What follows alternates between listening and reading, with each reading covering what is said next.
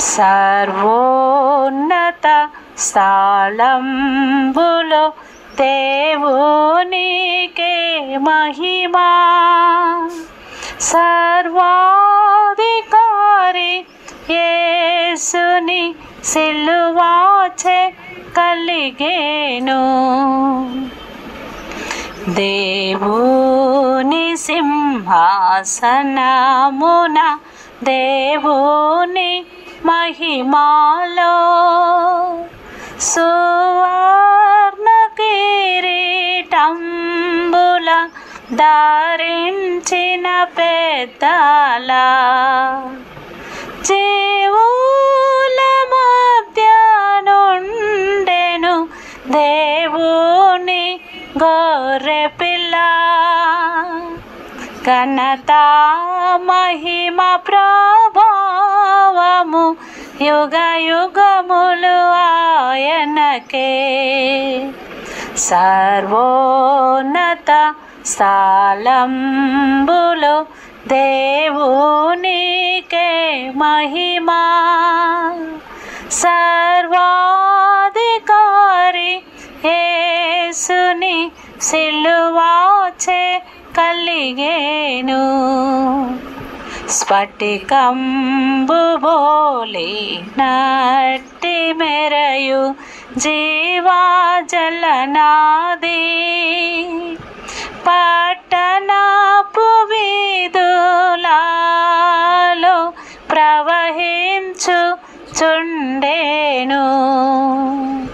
స్ఫటికంపు నది కిరు ప్రక్కల జీవాఫల వృక్షంబు స్వస్థత కలిగించును వృక్షంపు యాకులు. సర్వోన్నత స్థలంబులో దేవునికే మహిమా. సర్వాధికారి యేసుని సిలువాచే కలిగేను. బండాలో నుండి నీటి కాల్వల రప్పించెన్ మెండైన నదుల నీళ్లను దండిగా పారించెన్. బట్టైన క్రీస్తునొచ్చి ప్రభుదేవుండే మనకు. బండైన క్రీస్తును చేర్చెను ప్రభుదేవుండే మనకు. నిండార నింపు నాత్మను తండ్రి విధేయులన్. ఉన్నత స్థలంబులో దేవునికే మహిమా. సర్వాధికారి యేసుని సిలువాచే కలిగేను. మెట్టాల స్థలమందున నదుల పారాజేతున్. ఓటాలనెన్నో లోయల నుబుకంగా చేతును.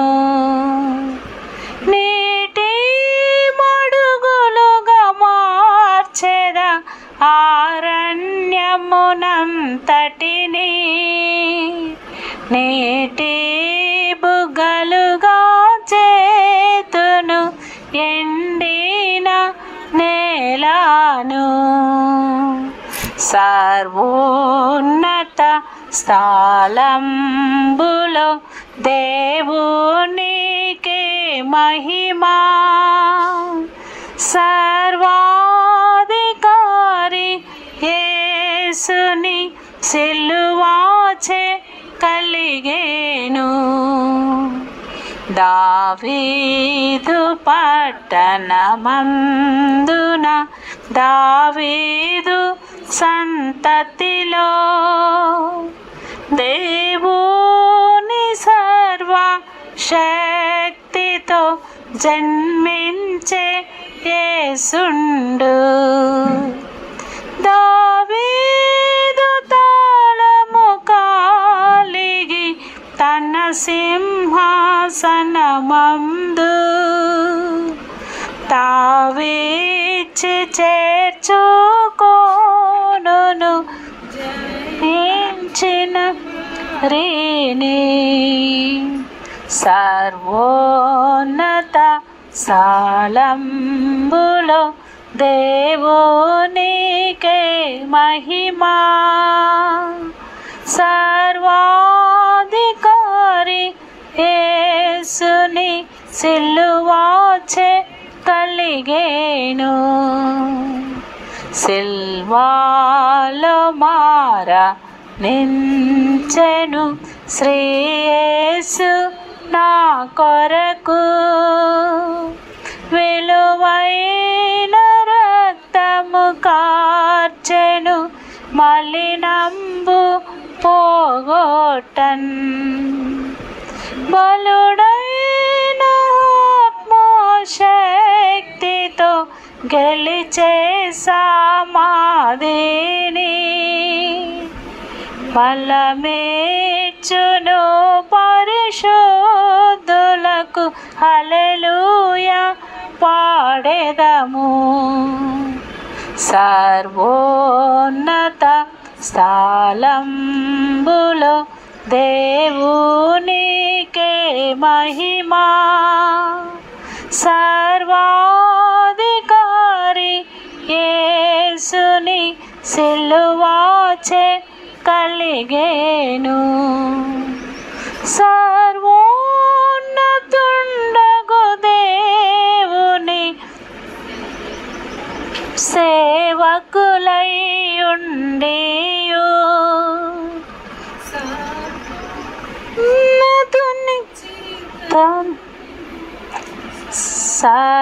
సర్వోన్నతుని చిత్తంబున సర్వదా స్తుతించెదము. సర్వోన్నత స్థలంబులో దేవునికే మహిమా. సర్వాధికారి యేసుని వాచే కలిగేను. సమయంలో దేవుని వాక్యం చదువుకుని ధ్యానం చేసుకుందామమ్మా. ప్రార్థన కొరకై ప్రభు మనల్ని హృదయాలను సిద్ధపరిచేటట్టుగా సమయంలో మనము కీర్తనలు 1-2 వచనాలు. కీర్తనలు 42 అధ్యాయము 1-2 వచనాలు. దుర్పి నీటివాగుల కొరకు ఆశపడినట్లు దేవా నీ కొరకు నా ప్రాణము ఆశపడుచున్నది. నా ప్రాణము దేవుని కొరకు తృష్ణగొనుచున్నది.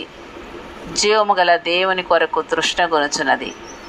దేవుని సన్నిధికి నేను ఎప్పుడు వచ్చేదను, ఆయన సన్నిధిని నేను ఎప్పుడు కనబడేదను. ప్రార్థన చేసుకున్నాం.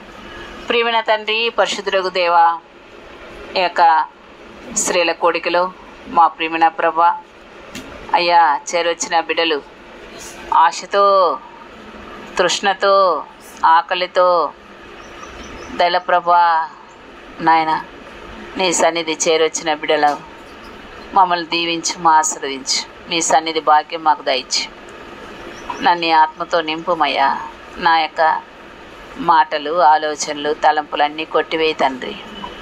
పరిశుద్ధ దేవా, నీ కరుణాపీఠం మీద నుండి నాతో మాతో మాట్లాడు. మా హృదయాలను లో ఏదైతే నీకు ఆయాస్కరమైంది ఉండో వాటన్నిటిని అగ్ని చేత దహించి దైల ప్రభా శుద్ధీకరించి ప్రభా మీ ఆత్మతో నింపి దైలదేవా నీ ప్రేమతో నింపి, నీ వాక్యంతో నింపి, నీ జీవంతో నింపి, నీ బలంతో మమ్మల్ని నింపండి. వినగడానికి కావాల్సిన శక్తినివ్వండి. దుష్టుని ప్రతి కార్యాన్ని కాల్చు. చిన్న మంద భయపడుకుడు అన్నారు, సహాయం చేయి. యేసయ్య నామములో వేడుకొనుచున్నాం తండ్రి, ఆమేన్. ప్రభునామమునకు మహిమ కలుగును గాక. ఈ యొక్క అధ్యాయము 42వ అధ్యాయము మనం ఎప్పుడు కూడా చదువుతూనే ఉంటాము. ఇవి కూడా కంటతే మనకు. దుప్పి నీటివాగుల కొరకు ఆశపడుచున్నట్లుగా నా ప్రాణము నీ కొరకు ఆశపడుచున్నది. నాకు ఇప్పుడు అనిపించింది, ఆశతో వచ్చాము, కూర్చున్నాము, మరి మన సహవాసం అయితే తండ్రితోనూ కుమారునితోనూ ఉండాల. మరి ఇప్పుడు పరిశుద్ధాత్మ దేవునికి ఆయనకు ఇక ఎవరితో, ఈ లోకంలో ఉన్న వాటితో సంబంధం లేదు. ఎవరైతే ఆ తండ్రితో పరిశుద్ధాత్మతో ఐక్యపడి ఉంటారో, ఆయన సహవాసంలో ఉంటారో, అలాంటి వారి యొక్క హృదయాలు ఎవరికైతే అటువంటి ఆశ అనేది ఉంటుందో అది చూస్తాడు. మన హృదయాలను చూస్తాడు దేవుడు, మన అంతరంగాన్ని చూస్తాడు దేవుడు. మనం ఏదో వచ్చేసాం, మీటింగ్లో వచ్చి కూర్చున్నాం అనుకొని ఆలోచనలన్నీ ఎక్కడో, తలంపులన్నీ ఎక్కడో అలా ఉంటే మరి దేవుడు చూస్తుంటాడుగా, పరిశుద్ధాత్మ దేవుడు. వాళ్ళతో ఎలా మాట్లాడతాడు? మాట్లాడలేడు. క్లాస్లో 50 మంది పిల్లలు ఉంటే, 100 మంది పిల్లలు ఉంటే మరి ఫస్ట్ ర్యాంక్ ఎవరికి వస్తుంది?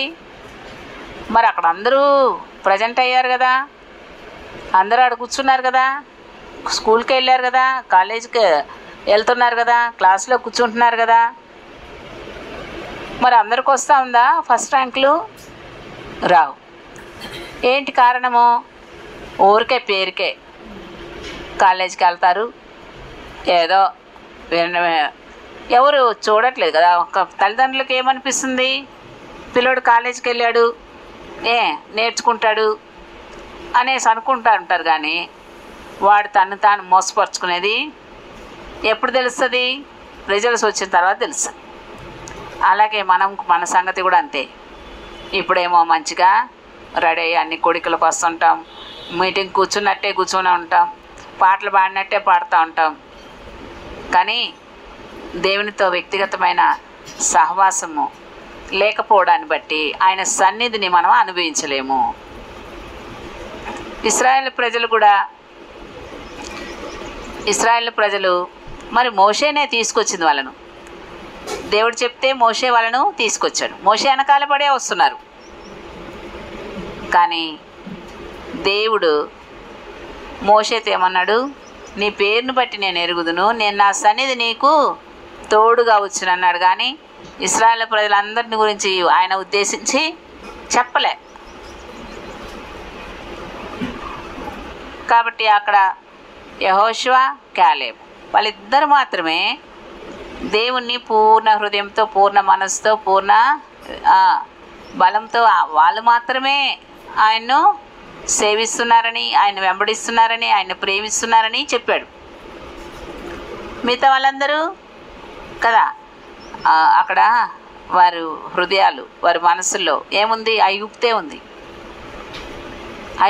ఉంది, ఇంకా లోకమే ఉంది. ఆడ తిన్నవన్నీ సంగతులు గుర్తొస్తున్నాయి. అక్కడ మరి బరువులు మోస్తా వచ్చారు. ఆ బరువులు మోసాం, తినడం మాత్రం శుభ్రంగా తింటా ఉన్నాం. ఇదేంటి? ఇప్పుడు ఆ మోషే తీసుకొచ్చాడు, ఉన్నన్ని రోజులు మాకన్నీ ఆయన ప్రార్థన చేస్తుంటే ఆయన ప్రార్థన విని దేవుడు పూరేళ్ళను పంపించాడు, మన్నా పంపించాడు, అన్నీ పంపిస్తూ ఉన్నాడు, నీళ్ళను పంపించాడు. మరి ఇక ముందు ఎట్లాగా? ఆయనేమో ఎక్కడ పోయాడు? మరి దేవుడు పిలిస్తే సినాయి పర్వతం మీదకి దేవునితో గడపడానికి వెళ్ళాడు. వీళ్ళేమనుకుంటున్నారు?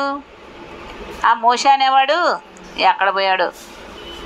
కాబట్టి మా ముందు ఇప్పుడు మరి ముందు నడిచిన దైవము ఆయన అయితే వీళ్ళు ఏమనుకుంటున్నారు? మన ముందు నడిచేది మోషే అని అనుకుంటున్నారు. ముందు నడిచే వాళ్ళు ఎవరమ్మా? మోషేనే చూసుకుంటా పోయారు వాళ్ళు. దేవుణ్ణి చూడలే, దేవుని సన్నిధి చూడలే, అనుభవించలే. కాబట్టి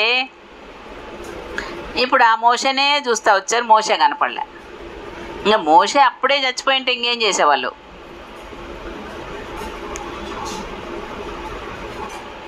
అలాగా మనము కూడా ఏం చేస్తుంటాం?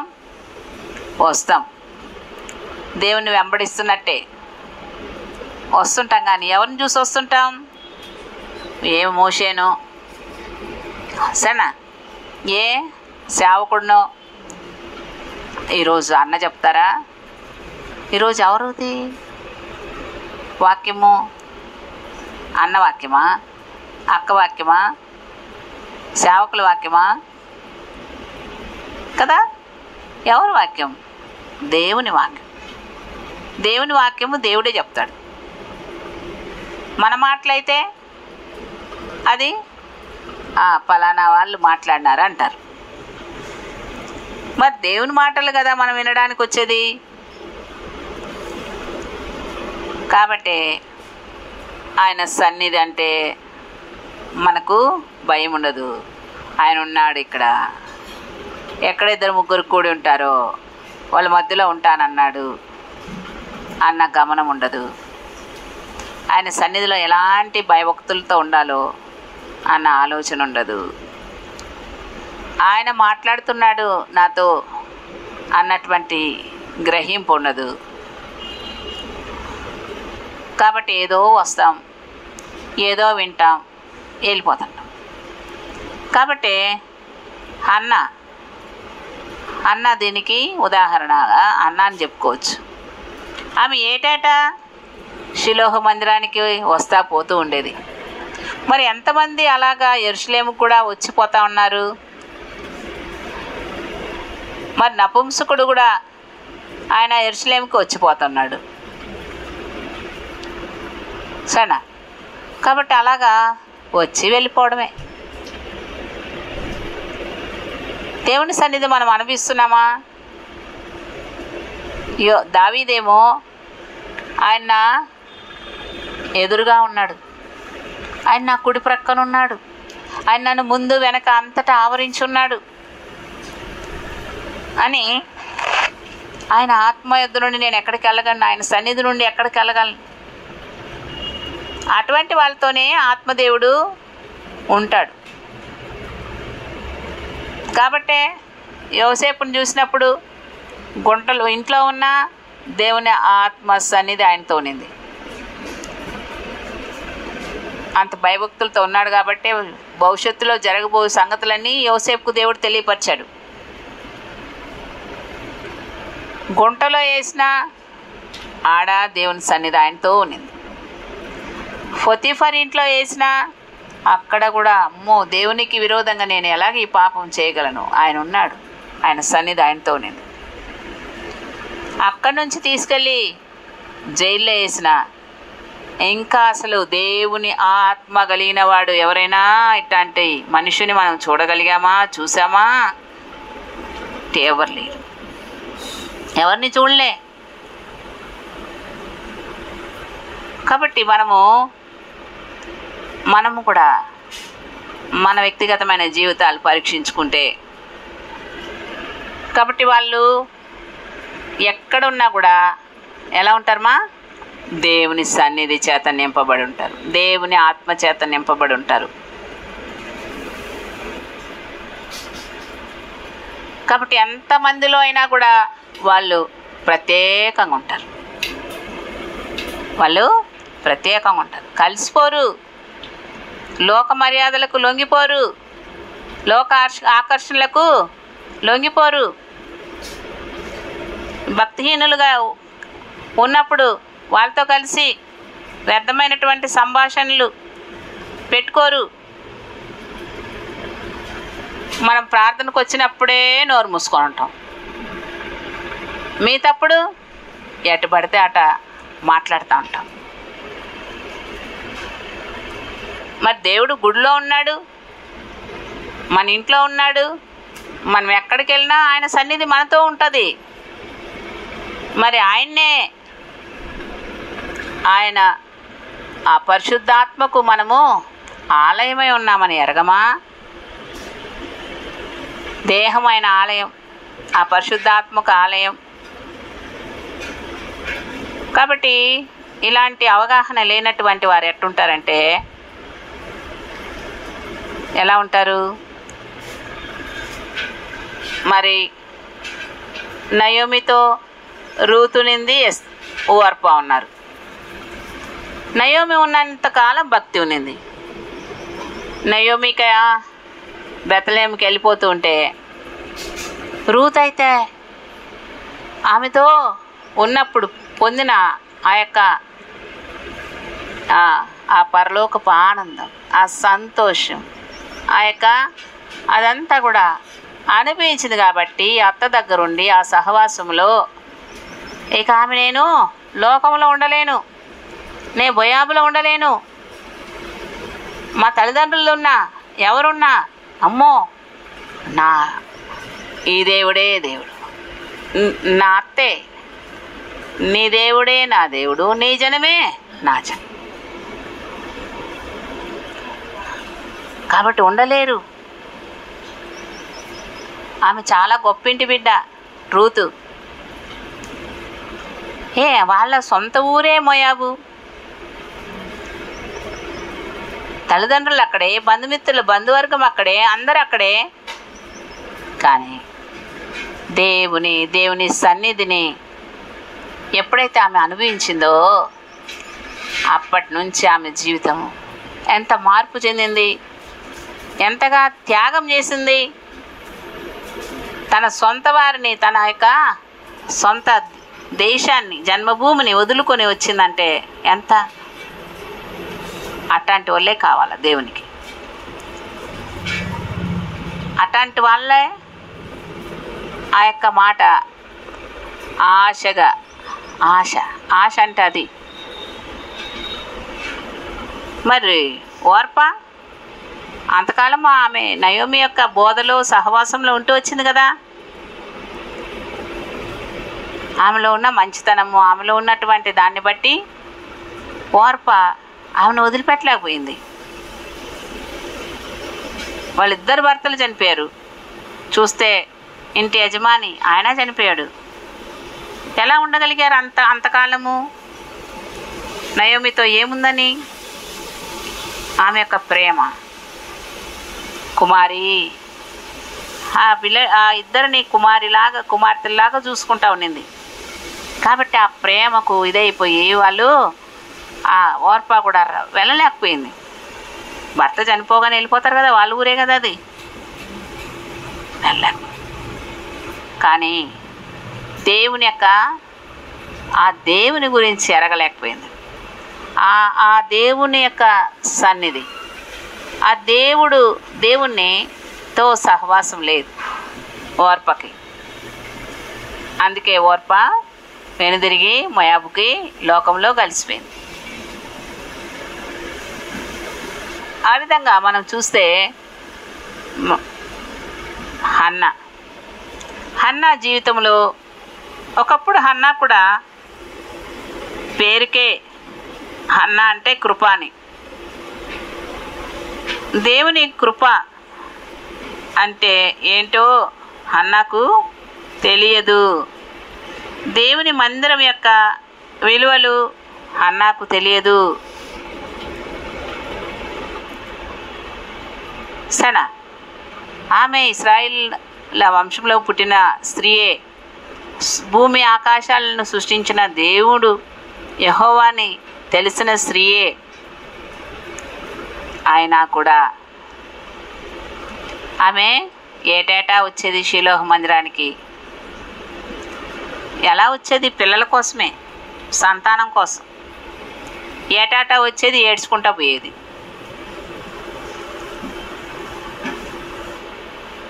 ఏటాటా వచ్చి ఏడ్చుకుంటానే పోయేది.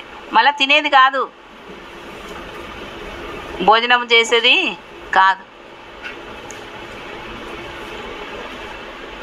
మరి తనకేంటి? తనకొక కుమారుడు కావాలా. ఎందుకు కుమారుడు కావాలి? తన వంశాన్ని నిలబెట్టాలా. పలానా ఈ అబ్బాయి అన్న కొడుకమ్మ, లేకుంటే తనతో పాటు ఇక కదా ఇక తన చరిత్ర ముగించబడుతుంది. కాబట్టి హన్నా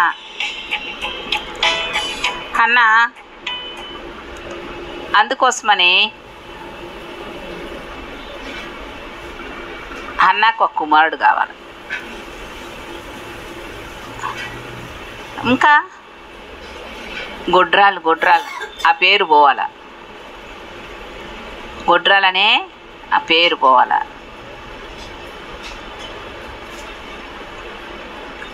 కాబట్టి మరి తను అలాంటి భౌతికంగా ఆలోచిస్తూ వచ్చింది. అయితే ఎప్పుడైతే మరి ఆ పరిస్థితులన్నీ కూడా అన్నాను ఏం చేసిందమ్మా, దేవుని దగ్గరికి నడిపించింది, దేవుని ఇంటిలోనికి నడిపించింది, దేవుని సన్నిధి అనిపించేటట్టుగా చేసింది.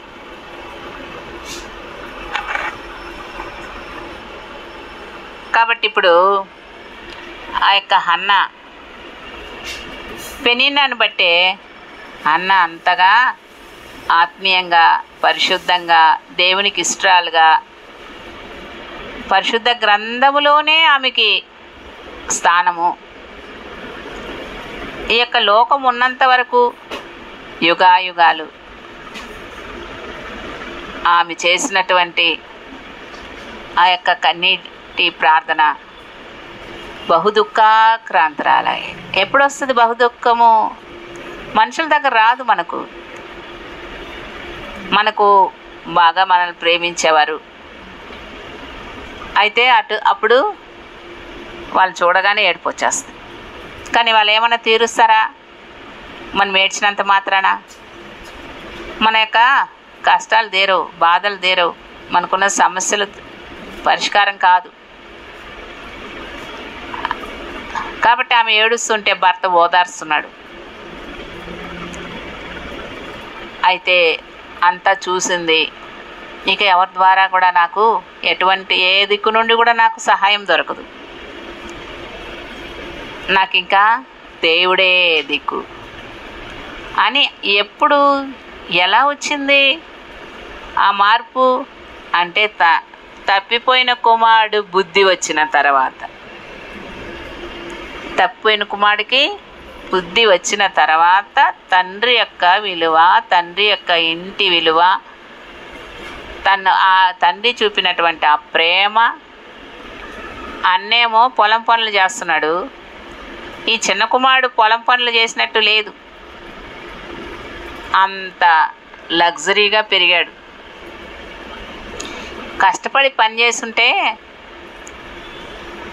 ఆ డబ్బులు ఎలాగొచ్చాయనే తెలుస్తుంది. దాన్ని ఖర్చు పెట్టాలన్నా కూడా మనసు రాదు. నేను ఇంత కష్టపడి పని చేశాను కదా, నేను కష్టపడి పని చేస్తేనే కదా నాకు ఈ డబ్బులు వచ్చాయి, దీన్ని నేను అలాగ చల్లేస్తే, మరి అలాగా అల్లరి పిల్లలతో కలిసి ఇలాగ నేను నష్టపరుచుకుంటే ఎలాగా అని ఆలోచిస్తారు. అసలు ఇంకా వాళ్ళకు అసలు తిరగాలనిపించదు. కష్టపడే పని చేసే వాళ్ళకు ఎప్పుడూ కష్టపడాలనే అనిపిస్తుంది. ఇప్పుడు ఎండలో పోయి వాళ్ళు కష్టపడుతుంటే నిజంగా అనిపిస్తుంది నాకు, కూలి పని చేసేవాళ్ళు, బిల్డింగ్లు కట్టేవాళ్ళు అంత ఎండలో ఎలా ఉంటారు వాళ్ళు? వాళ్ళు కూడా దేవుని సృష్టే కదా, సర్వశరీరులు ఆయన వారే కదా.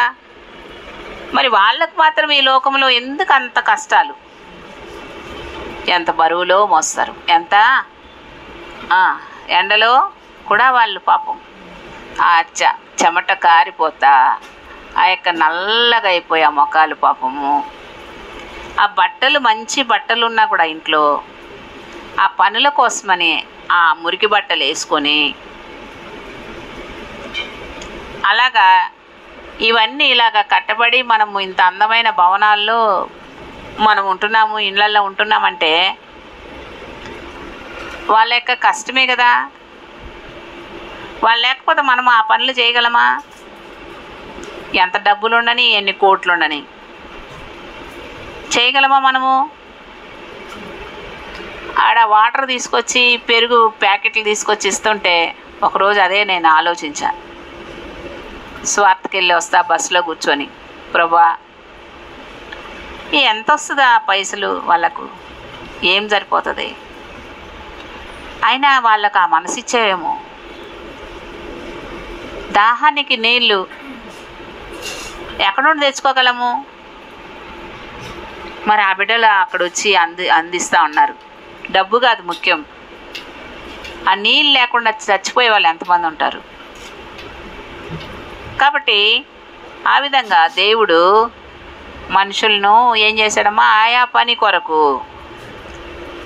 పని కొరకై దేవుడు మనుషులను ఏర్పరచుకున్నాడు. ఆయా పని నిమిత్తమై నర్సులు ఉంటారు, వాళ్ళు ఎంత పాపమో సాక్రిఫైస్ చేస్తారు.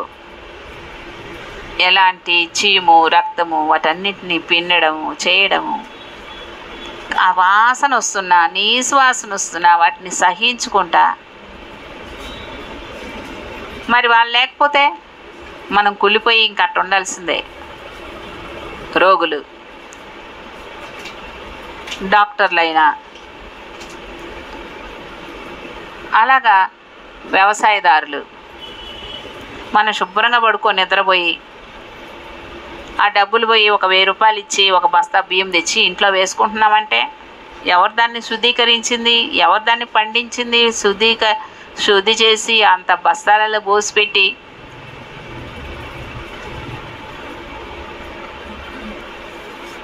కదా వాళ్ళకు ఆ మనసు ఇచ్చాడు. వాళ్ళ ల్యాండ్ లార్డ్స్ ఎంత ఉంటుందో వాళ్ళకు, అలా వాళ్ళు పండించకపోయినా ఏం కాదు, వాళ్ళు కూర్చొని కాళ్ళ మీద కాళ్ళు వేసుకొని ఉంటారు. వాళ్ళు అంత ధనవంతులు. అలాంటి వాళ్ళు ఆ పొలం పండించి అవన్నీ ఆ షాపుల్లో కొట్లల్లో తీసుకొచ్చి పెడుతుంటే మనము ఆ పేపర్ పైసలు తీసుకెళ్ళి ఇచ్చి కొనుక్కొస్తున్నాం. వాళ్ళు లేకపోతే మనకు తిండి ఇటు పేపర్లు పెట్టుకొని ఇది నములుకుంటూ ఉండాలంతే.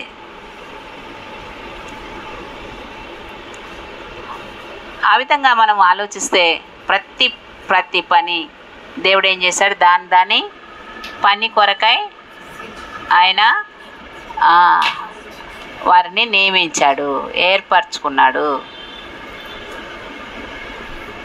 కాబట్టి ఇప్పుడు మనం కూడా పిల్లలుగా మన పని ఏంటో మనం ఎరగాల. ఇప్పుడు హన్నాకి అసలు ఆమెకేమీ సమస్యలు లేవు, ఏ సమస్య లేదు. భర్త చూస్తే ఆయన ఎంతో ప్రేమిస్తున్నాడు. చూస్తే అందరికీ 1 పాలు ఇస్తున్నాడు, హన్నాకు మాత్రం 2 పాలు ఇస్తున్నాడు. ఎంత ప్రేమో హన్న అంటే కదా. లోకంలో మరి ముందుగా తల్లిదండ్రుల ప్రేమ, తర్వాత వాళ్ళు మరి వయసు వచ్చిన తర్వాత వాళ్ళ పెళ్లి చేసి ఇంక వాళ్ళ ఇంటికి పంపించేస్తే ఇక భర్త ప్రేమ, దేవుడు పెట్టినటువంటి సంబంధం, దేవుడు పెట్టిన సంబంధం. కాబట్టి ఇప్పుడు తల్లిదండ్రులు దూరంగా ఉంటారు, ఉండేది ఆ భర్తే. మరి ఆ భర్తే ప్రేమించకపోతే అమ్మో ఇక ఎన్ని తీసుకొచ్చి పెట్టని, ఎంత ఆస్తిపాస్తులు ఉండని, ఎంత బంగారం తీసుకుని తగిలిచ్చని, ఏమీ సంతోషమో ఉండదు. ఇప్పుడు ఈమె చూస్తే అన్నీ ఉన్నాయి, మళ్ళా భర్త అంతగా ప్రేమిస్తున్నాడు. ఎన్నుండి ఏం లాభము? అసలైనది దేవుని ప్రేమనామే ఎరగలేదు. దేవుని ప్రేమను హన్న ముందే ఎరుగుంటే ఆమె అసలిక ఆ షీలోహ మందిరం అట్టుండేది కాదు. షీలోహ మందిరానికి స్త్రీలు వస్తూ ఉన్నారు, అక్కడ పరిస్థితులు బాగలేవు. ఏలి మందదృష్టితో ఉన్నాడు, ఏలి కుమారులు దేవుని ఎరగని వారుగా ఉంటున్నారు. మరి పాపము స్త్రీలు వస్తున్నారు, కానీ మరి అంతమంది స్త్రీలు వచ్చిపోతున్నారు, కానీ అక్కడ ఉన్నటువంటి హేయమైన కార్యాలు వాటన్నిటిని బట్టి నొచ్చుకుంటా బాధపడతా ఉండిపోయారే. కానీ అయితే హన్నా ఆమె ఏటేటా వచ్చేది, కానీ ఇప్పుడు దేవుని సన్నిధిలో బహుదుఃఖాక్రాంతురాలై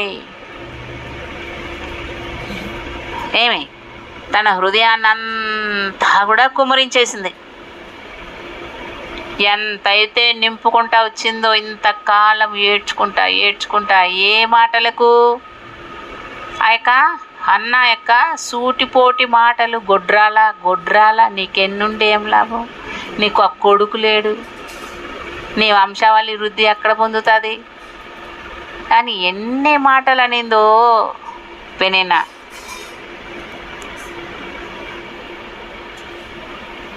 దానికి ఏడ్చుకుంటా ఉన్నింది. కానీ మరి శారాను, రెబ్కాను, రాహేల్ను జ్ఞాపకం చేసుకున్న దేవుడు, ఆ గొడ్రాలను జ్ఞాపకం చేసుకున్న దేవుడు, ఆయన ఉన్నాడు కదా, నన్ను కూడా జ్ఞాపకం చేసుకుంటాడు, నాకు కూడా ఇస్తాడు అన్నటువంటి గ్రహింపు లేదు, ఆ వెలిగింపు లేదు. కాబట్టే అన్న మనము మొన్న ముత్యం గురించి చెప్పుకున్నట్టుగా, ఆ ముత్యం ఎలా తయారైంది అవుతుంది? ఆ గవ్వలో ఉండేది పురుగే.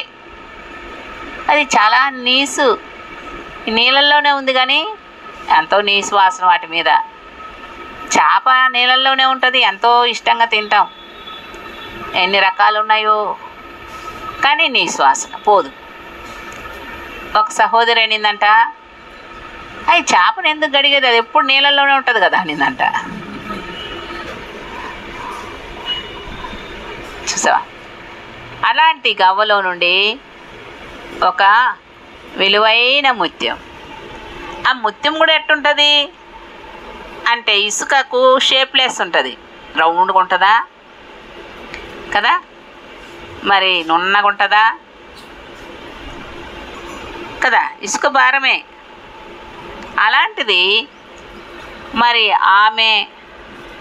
ఆమెలో కారిన కన్నీరు, లేకుంటే ఆ గవ్వలో నుండి వచ్చిన ద్రవం దానికి గుచ్చుకొని ఆ గవ్వలో ఒక రాయి, ఇసుక రాయి దూరి అది కదులుతున్నప్పుడంతా నొప్పి, ఇటు కదిలినా నొప్పి, ఇటు పోతున్నా నొప్పి.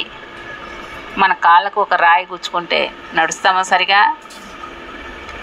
అబ్బా అని ఇక్కడ వస్తుంది నీరు, కన్నీళ్ళు కాళ్ళల్లో వస్తుంది. మరి ఆ పురుగు అలాగా తన శరీరం బాధించబడి తనకంటూ ఒక మనసు నింటే, తనకంటూ ఒక హృదయం ఉంటుంది కదా అందరికీ కదా. ఆత్మ అయితే ఉండదు, కానీ జీవం ఉంది కదా, దాంట్లో ప్రాణం ఉంది కదా. నా ప్రాణమా నువ్వు ఎలా తొందరపడుతున్నావు, నా ప్రాణమా నువ్వు ఎలా దుఃఖపడుతున్నావు, నువ్వు ఎలా ఏడుస్తున్నావని ప్రాణంతోనే చెప్పుకుంటాం మనం. మరి దానికి కూడా పాపం నోరుంటే అనేదే కదా కదా. భాష రాని జీవులకు భావం ఉన్నది, సృష్టికర్త మాటకు సరే అన్నది కదా. పావురమా ఎక్కడ పోతున్నావు, అయ్యా నోహు పంపించాడు ఆ యొక్క అని చెప్పింది. కాకి ఎక్కడ పోతున్నావు, భాష రాదు, భావం ఉంది. దేవుని యొక్క మాటకు లోబడి ఏలియాకు రొట్టెలు తెచ్చిచ్చింది, తినకుండా ఉపవాసం ఉండి. మళ్ళా గాడిద ఏంటి అటు ఇటు పరిగెడుతుంది, బిలాము గాడిద మీద నుండి పడ్డాడు, కొట్టాడు, దానికి నోరిచ్చాడు దేవుడు. అప్పుడు మరి అవన్నీ కూడా కోడి కూస్తుంది అంటే కోడి కూసింది దేవుని మాటకు. తిమింగలమా నువ్వు, యోనాను మింగ అంటే మింగింది. అలాగ అవన్నీ దేవుని మాటకు లోబడ్డాయి. కాబట్టి ఇప్పుడు ఈ యొక్క హన్నాకు ఆ యొక్క ఆ పురుగులో అదేమైందమ్మా, ఆ ద్రవమంతా శరీరంలో అంతా సారమంతా పోయి, బలమంతా పోయి, అది ఇంకా బక్క చిక్కిపోయి ఇక పూర్తిగా ప్రాణమే పోయింది. అప్పుడు ఈ యొక్క ద్రవమంతా ఇసుక చుట్టూ చేరి అదొక చక్కటి ముత్యంగా తయారై మార్చబడి ముత్యపు చెప్ప అంటున్నాం కదా. ముత్యాలు మరి బంగారము, ఈ వెండి, ఊరికే వెండి బంగారం అంటే చూసాం కానీ ముత్యాలంటే ముత్యాల దండలు వేసుకుని చూసాం కానీ మరి మీకేమైనా అనుభవాలు ఉంటాయేమో నాకు తెలీదు. ఆ ముత్యాలు ఎలా ఉంటాయమ్మా చెప్పండి, ఎలా ఉంటాయి? రంగులు ఉంటాయా, తెల్లవే ఉంటాయా? చెప్పాలి, వైటేగా రంగులు ఉంటాయి. ఇంకా ఎంత తెల్లగా తయారవుతుంది, ఎంత నున్నగా తయారవుతుంది. మరి అవేం బరువులు ఉండవు కదా, బరువు ఉంటుందా చెప్పండి అమ్మా. ఎంత అందంగా తయారైంది ఈ శరీరము. ఇది క్షీణిస్తూ ఉంటే అందుకే ఏమో భక్తుడు పౌలు, నా బాహ్య పురుషుడు క్షీణించిపోతున్నాడు, కృషించిపోతున్నాడు, నా అంతరంగ పురుషుడు దినదినము వృద్ధి పొందుతా ఆ మహిమ, ఆ ప్రభువును పోలి ఆయన రూపంలోనికి మార్చబడుతూ నేను క్రీస్తుని పోలి నడుచుకున్నట్టు మీరు నన్ను పోలి నడుచుకోండి అన్నాడు. మారిపోతున్నాడు. సరేనా? కాబట్టి పిల్లలుగా మనల్ని కూడా దేవుడు ఏం చేశాడంట, గుణవతి అయిన భార్య దొరుకుట అరుదంట, అట్టిది ముత్యము కంటే విలువైందంట. సామెతలు 31:10. కాబట్టి ముత్యం కంటే విలువైన వాళ్ళ మనం. యేసయ్య రక్తం ఎలాంటిది? అమూల్యమైన రక్తము, నిష్కలంకమైన రక్తము. ఆ రక్తంతో మనల్ని కొన్నాడు, తన ప్రాణమంతా ఇచ్చి కొన్నాడు. సరేనా? తనకున్నదంతయు అమ్మి ఏం చేశాడంట, మంచి ముత్యమును కొనబో ఆ వ్యక్తికి, మనుష్యుడి. ఆయన ఎవరు? ప్రభువే. తనకున్నదంతా అమ్మి తనకున్నదంతా పెట్టాడు మన కోసం. మనం ఎట్టున్నాం? మనమంతా మరి అక్కడ విలాప వాక్యాలు ఉంటుంది. సియోను కుమార్తెలు ఎట్లయిపోయారంట తెలుసా? బొగ్గులాగా అయిపోయారంట, వికారమైపోయారంట. మరి మనం కూడా అట్టటోళ్ళమే. మనకంటూ ఎలాగైతే భూమి నిరాకారంగా శూన్యంగా ఉండిందో మన జీవితాలు కూడా ఒక షేప్ అంటూ లేదు, మనకు ఒక గురి అంటూ లేదు, మనకు ఒక నిరీక్షణ అంటూ లేదు. అలాగా శూన్యంగా నిరాకారంగా ఉన్నటువంటి ఆ యొక్క ప్రభు యొక్క ఆత్మ జలముల మీద అల్లాడుతూ వెలుగు కలుగునుగాక అని పలికిన దేవుడు 2 కొరింథీ 4:4-5 చూస్తే, ఈ యుగ సంబంధమైన దేవత అంధకారమైనటువంటి మన హృదయం గుడితనం కలుగజేసి, మనోనేత్రాలు గుడితనం కలుగజేసి ఏం చేసింది? దేవుని యొక్క ఆ యొక్క మహిమ సువార్త, ఆ మహిమను గూర్చిన సువార్త మనం వినకుండా దాన్ని చూడకుండా చేసేసింది. అలాంటిది మన ప్రభు ముత్యము కంటే, వెండి బంగారముల కంటే, అసలు ఆయనతో వాటిని పోల్చడానికే లేదు. జ్ఞానముతో యేసయ్యను వెండి బంగారాలతో పోల్చడానికే లేదు. అన్నీ చేసింది ఆయనే, మాటతో చేశాడు అవన్నీ. అలాంటి దేవుడు మన కొరకై ఎంతగా తగ్గించుకొని, ఎంతగా తన మహిమను, సింహాసనాన్ని, తండ్రితో కూడా ఉండే భాగ్యాన్ని అంతా వదులుకొని మన కోసం వచ్చాడు. వచ్చి తన ప్రాణాన్నే మన కోసము పణంగా పెట్టాడు. కాబట్టి ఆయన ప్రాణం కంటే ఎక్కువ ఆయన ప్రాణం కంటే మనం ఎక్కువ. కాబట్టి మనం మంచి ముత్యములను, ఎలాంటి ముత్యాలు ఉండాలంట? మంచి ముత్యాలు. అంటే చెడ్డ ముత్యాలు కూడా ఉన్నాయి, కల్తీ కూడా ఉంటాయి. కాబట్టి మంచి ముత్యంగా ఉన్నామా, లేకుంటే ఈ ముత్యంగా ఉండాలనే దేవుడు రూతును, ఓర్పాను నయోమి దగ్గర పెట్టాడు.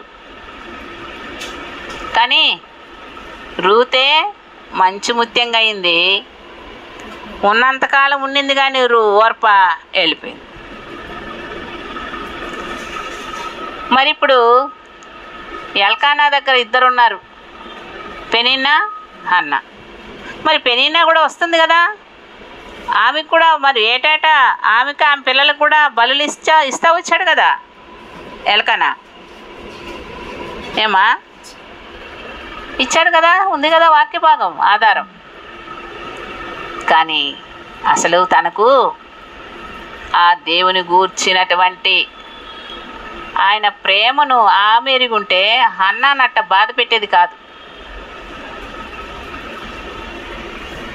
తను దేవుని గురించి ఎరగనటువంటిదిగా ఉంది. ఇంట్లోనే ఉన్నారు ఇద్దరు. మరి మనం కూడా ఎరిగామనుకుంటున్నాం కదా, దేవుని ఇంటికి వస్తున్నాం కదా. మరి మనలో మరి ఇట్లాంటివే ఉంటే ఏమి ఎరిగినట్టు దేవుణ్ణి? పెనిన్నాలో ఉన్నటువంటి అన్న మీద ఆయాసం, అన్న మీద అసూయ, అన్న మీద కక్ష, అన్న మీద పగ, అన్న మీద ప్రేమ లేకపోవడం కలిగి ఉందంటే పెనిన్నా, మరి మనము పెనిన్నా లాంటి వాళ్ళమా? మరి హన్నాను కూడా మార్పు లేదు. హన్నా కూడా మరి ఆ ఇంట్లోనే ఉంది. మరి ఎల్కానా యజమానుడు సరిగా లేకపోతే ఆయన ఏటాట వెళ్ళేవాడా మందిరానికి? ఏమా తీసుకెళ్ళేవాడా కుటుంబాన్ని? ఇప్పుడు ఎంతమంది యజమానులు, భార్య పోతా అంటే పిల్లలు పోతారు మీరు పోండి అని ఇంట్లో ఉండేవాళ్ళు ఎంతమంది? రక్షణ పొందామని చెప్పుకునే వాళ్ళు కూడా, నామకార్థమైన క్రైస్తవం ఆ కుటుంబంలో పుట్టిన వాళ్ళు కూడా మందిరానికి వెళ్తున్నారా? లేదా దినం సొంత వ్యాపారాలు, సొంత పనులు చేసుకుంటా అలాంటి వాళ్ళు లేరా? ఆదివారాలు కూడా ఉద్యోగాలు పోయే వాళ్ళు లేరా? దేవుని విశ్రాంతి దినమని ఊరుకుండమని దేవుడు చెప్తే,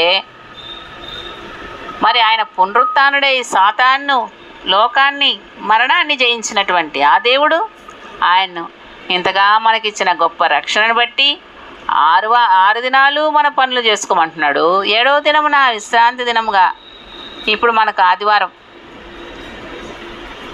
మనకు దేవుడు ఆయన ప్రయాసపడుతున్న మనకు విశ్రాంతినిచ్చాడు.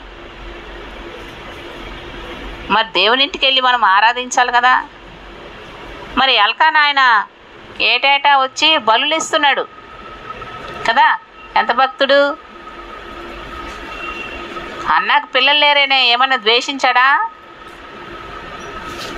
ఏమా ఎల్కానా మరి ఆ పెనిన్నా వైరియకు పెనిన్నా అంట, వైరి అంట. చూడమ్మా ఎంత మాట. దేవుని పిల్లలై ఉండి ఒక్క ఇంట్లో ఉండి ఒక్క మందిరంలో ఉండి ఏమైపోతున్నారు? వైర్లు అయిపోతున్నారు. అది వైరల్ అయిపోతుంది, అంతటా పాకిపోతుంది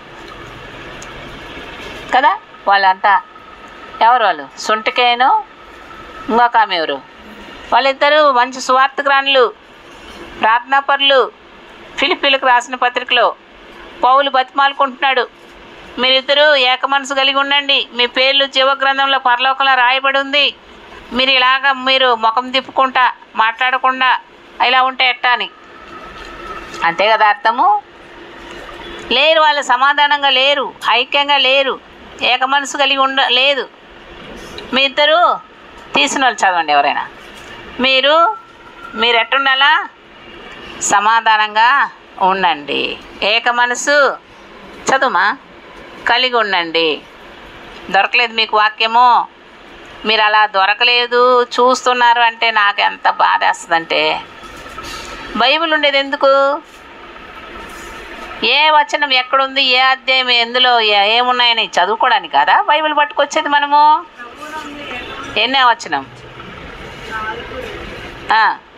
గట్టిగా చదువు.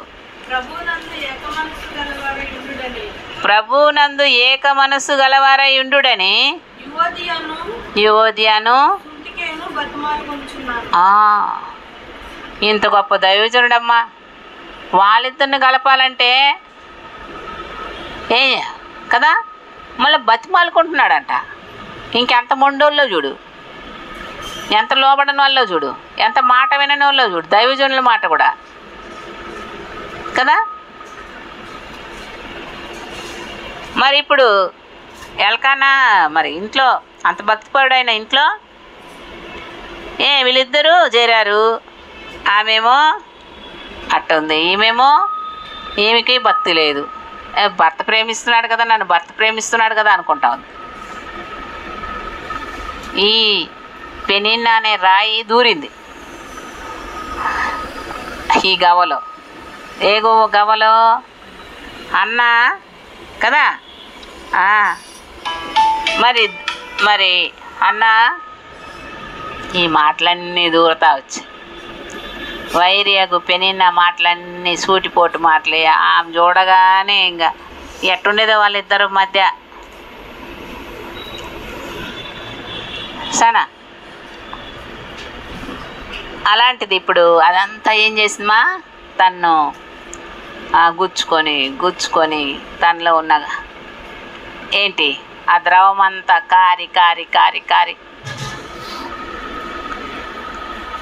ఏం చేసింది ఇప్పుడు, చచ్చిపోయింది. ఏ విషయంలో?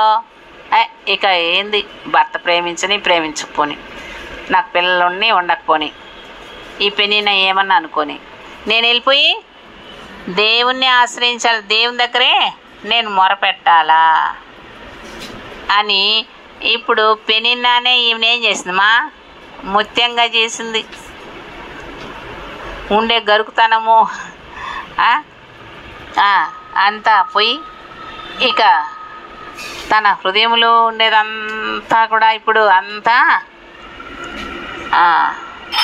ప్రభు సన్నిధిలో కుమ్మరించగానే యేసయ్య ఆమె కన్నీటినే ఏం చేశాడు, ఆమె హృదయాన్నంతా కరిగేటట్టు శుద్ధి అయ్యేటట్టు, పవిత్రాలయ్యేటట్టు, పరిశుద్ధంగా అయ్యేటట్టు ఆమె జీవితము పావనమైపోయింది. ఇప్పుడు దేవుడు ఏం చేశాడమ్మా, ఎట్లాంటి బిడ్డనిచ్చాడు? ఈ లోకంలో రాజులు, ప్రెసిడెంట్లు, ప్రైమ్ మినిస్టర్లు, మినిస్టర్స్ వాళ్ళేదో గొప్ప వాళ్ళు అనుకుంటున్నారు. కాదు, యేసయ్యను సేవించే సేవకుని, సృష్టికర్త అయిన దేవుని సేవించే సేవకుని. రాజులు కూడా ఎవరి దగ్గరకు రావాలా? సౌలును అభిషేకించాడు సమూయేలు ప్రవక్త, దావీదును అభిషేకించాడు. కాబట్టి ఆ రాజులు కూడా ఆయన దగ్గరికి రావాలి. రాజులను అభిషేకించే ప్రవక్తనిచ్చాడు ఆయన. మళ్ళీ న్యాయాధిపతి అంట. ఆ దినాల్లో ప్రజలకు న్యాయాధిపతులు లేరు, న్యాయం తీరుస్తూ వచ్చాడు. దైవజనుడు, ప్రవక్త, దీర్ఘదర్శి. చూసా ఎన్ని క్వాలిఫికేషన్స్ ఉన్నా, ఎన్ని డిగ్రీలు, ఏం డిగ్రీలు, ఈ డిగ్రీలు ఏమన్నా చదివాడు అసలు సమూయేలు కదా. కాబట్టి అలాగా దేవుడు అన్నాను అట్లా సిద్ధపరిచాడమ్మా. కాబట్టి మనకు కూడా మన ఇంట్లో పెళ్ళిళ్ళు ఉంటారు, అది భర్త ఉండొచ్చు, భార్య ఉండొచ్చు, లేకుంటే పిల్లలే ఉండొచ్చు, లేకుంటే మన కొలీగ్సే ఉండొచ్చు, మన బంధువులే ఉండొచ్చు, మన అత్తమామలే ఉండొచ్చు. వాళ్ళ మాటలకు అన్నిటికీ ఏమైపోతుంటాం మనము? నొచ్చుకుంటా, బాధపడతా, ఏడ్చుకుంటా ఒట్టిది. అక్కడ ఏడ్చే బదులు శ్రీలోహ మందిరంలోకి వచ్చి ఆడవాళ్ళ. ఎక్కడ ఆడవాళ్ళమా? ఆడ ఊరికే కొంగుతో దుడుచుకొని సనా ముక్కులు చీదుకుంటా ఏ కర్చీప్తోనో టవల్తోనో తడిపేసి ఆడపడేస్తాం. అయితే యేసయ్య సన్నిధిలో కన్నీరు గారిస్తే ఆయన ఎందులో దాచిపెడతాడు? ఆయన గుడ్డీలో దాచిపెట్టేస్తాడు. అందుకే నేను ఏడుపు వస్తే మోకాలు వంకుతా గబక్కమని. ఎందుకు? ఆడొంగితే ఆడ ఏడిస్తే అవన్నీ ఆయన దాచిపెడతాడు కదా, దానికి ఎంత విలువ కడతాడు. ఎంత ఏడ్చింది అన్న. అబ్బో ఈమెకి ఎవరిని ఇస్తాం? మామూలు మనిషిని ఇస్తామా, లేకుంటే మంత్రిని ఇస్తామా, మరి ప్రైమ్ మినిస్టర్ని ఇస్తామా, ప్రెసిడెంట్గా ఉండేటట్టు చేస్తా? కాదు. ఇవన్నీ కూడా ఈ లోకం వరకే. టాపర్ ఎవరమ్మా? ఆయన సేవించే సేవకులు. కాబట్టి మనము దేవుని పిల్లలం, ఆయన రక్తంతో కడగబడ్డ మనమందరం కూడా ఈక్వలే. కానీ ఎవరికైతే అటువంటి సమర్పణ ఉంటుందో, అన్నా లాంటి సమర్పణ, వాళ్ళు టాపర్స్. ఊరికే నేను కూడా దేవుని బిడ్డను అనుకుంటా, మన సొంత పనులు చేసుకుంటా, మన సొంత కార్యాలు చేసుకుంటా, టైం ఉంటే కొంచెము ఏసైకి ఇస్తాం, మిగతా అంతా నా కోసమే అని ఒకేలా మరి ఆయా పనుల కోసం సిద్ధం చేస్తాడు వాళ్ళను. ఒకేలా యోసేపులాగా ఉండాలనుకున్నాడేమో. మరి యోసేపు ఏం తక్కువేం కాదు.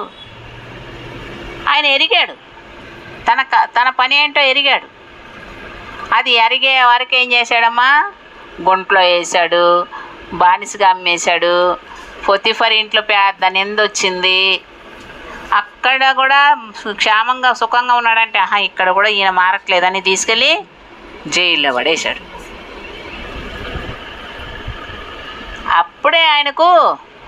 అప్పుడు ఆయన రూపంలోనికి ఆయన మార్చబడ్డాడు. అంతవరకు యెహోవా వాక్కు తెలుసు ఆయనకు. యెహోవా ఆయన పక్షంగా ఉద్దేశించింది తెలుసు. భవిష్యత్తులో సూర్యచంద్ర నక్షత్రాలే వచ్చి ఆయనకు సాగిలు పడతాయని ఇవన్నీ కలలే కన్నాడు. కానీ ఇది ప్రాక్టికల్ లైఫ్ లేదు యోసేపుకి.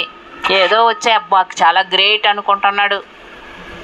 సూర్యచంద్ర నక్షత్రాలే వచ్చి నాకు మొక్కుతున్నాయి ఏంటి అంటే యాకోబు గ్రహిస్తాడు. కానీ చిన్నవాడైనటువంటి యవనుడైనటువంటి యోసేపుకి అది గ్రహింపు లేదు. కానీ అది గ్రహించే వరకు యెహోవా అతన్ని పరిశోధిస్తూ ఉన్నిందంట. సరేనా? ఆ తర్వాతే కాబట్టి అంతా పరిశోధించి యోసేపును ఒక ముత్యంలాగా తయారు చేయడానికి ఎన్ని ప్రాసెస్ గుండా, ఎన్ని పద్ధతులు గుండా యోసేపు వెళ్ళవలసి వచ్చిందమ్మా. కన్నీరు ఎంత ఏడ్చుకొని ఉంటాడమ్మా. అక్కడ గుంటలో పడేశారు. అన్నలారా, రూబేనన్నా నన్ను పైకి దీవా, ఎంత పెద్ద కేకలేసి ఉంటాడు పాపము. ఆ లోపల ఉన్నటువంటి మనిషి యొక్క కేకలు వినపడుతుందా? ఎంత బిగ్గరగా ఆయన ఏడ్చుంటాడు. ఆ యొక్క ఇనుము అతని యొక్క శరీరాన్ని బాధించిందంట. అలా పట్టుకొని ఆ ఒంటెలు అవి తనకి ఇష్టం వచ్చినట్టు అవి పరిగెడతాయి, పోతాయి స్పీడు. దానికి కట్టేసి తీసుకెళ్తూ ఉంటారు బానిసల్ని. అవి వాటి కాళ్ళు బాగానే ఉంటాయి. అది ఎట్లాంటి స్థలంలో అయినా నడవగలదు. పాపం ఈ యొక్క సుకుమారుడైనటువంటి యోసేపును పట్టుకొని లాక్కుపోతుంటే కదా, దాని వెనకాలే పోవాలి, దాని స్పీడ్లోనే పోవాలా. బానిసలని ఎట్టా ఫ్రీగా వదిలిపెట్టి తీసుకెళ్తారా? చూడండి మీరు, సంఖ్యలతో ఆ దేవుని వాక్యం ఉంది 89వ కీర్తనలో. సంఖ్యలు అతని శరీరమును దేహాన్ని బాధించెను. ఎందుకంట? దేవుడు కరువు వస్తుందని ముందుగానే యోసేపుని అక్కడికి పంపెను. ఉందా లేదా? 89లో 105 105. కాబట్టి ముందే పంపించేశాడు. ఈ యోసేపు ఉంటేనే ఇశ్రాయేలు ప్రజలు ఏమవుతారు? సజీవులుగా ఉంటారు. యోసేపు లేకుంటే ఆ కరువు దినాలు అందరూ ఏమైపోయేవాళ్ళు? భూమి మీద ఉండి తుడిచిపెట్టబడేవాళ్ళు. భూమి అంతటా వచ్చిందంట కరువు. ఒక్క ఐగుప్తులోనే యోసేపు ఉన్న దగ్గరే సమృద్ధి, యోసేపు ఉన్న దగ్గరే ఫలాలు, యోసేపు ఉన్న దగ్గరే అక్కడ పంట విస్తారంగా పండింది. దేవుని ఏర్పాట్లో, దేవుని చిత్తంలో మనం ఉంటేనే మన ఇంట్లో పంట ఉంటుంది, మన ఇంట్లో సమృద్ధి ఉంటుంది, మన మందిరంలో సమృద్ధి ఉంటుంది, ఆత్మల పంట ఉంటుంది. మనము కానీ మనం అలా లేకపోతే, యోసేపు దేవుని యందు భయభక్తులు కలిగినవాడు కాబట్టి, యోసేపు దేవునికి భయపడేవాడు కాబట్టి చిన్నప్పటి నుంచి అట్ట ఉండబట్టే ఆ బిడ్డను దేవుడు అలాగ అంతమందిలో ఏర్పరచుకున్నాడు. మరి మనం కూడా నమ్మామనుకుంటున్నాం. మనం ఏం భయభక్తులు కలిగి ఉన్నాము? మరి అన్నలు వాళ్ళు వెళ్ళేవాళ్ళు ఏం చేసేవాళ్ళంట? ఆడ అల్లరి పనులు చేస్తూ ఉండేవాళ్ళు, చెడు పనులు చేసేవాళ్ళు. కాబట్టి ఆ చెడు సంగతులన్నీ తీసుకొచ్చి ఏం చేసేవాడు యోసేపు? చదువుతున్నారా బైబిళ్ళు? ఏం చేసేవాడంట? ఆ అన్నలు చెప్పేవాళ్ళు ఇప్పుడు వినేటప్పుడు, ఇప్పుడు మెసేజ్లు వినేటప్పుడే తెలుసుకోవడం కాదు. బైబిళ్ళు ఉన్నాయి కదా, అవంతా చదవకపోతే ఎట్టాగా? ఈ పాయింట్ వదిలేసాను, ఈ పాయింట్ అరే ఎందుకురా బాగా చదవకూడదురా అంటాం. మరి ఈ పాయింట్లన్నీ వదిలేస్తున్నాగా. చూడు ఎంత పూర్గా ఉన్నామో. అన్నీ చదవాలి. కాబట్టి ఇప్పుడు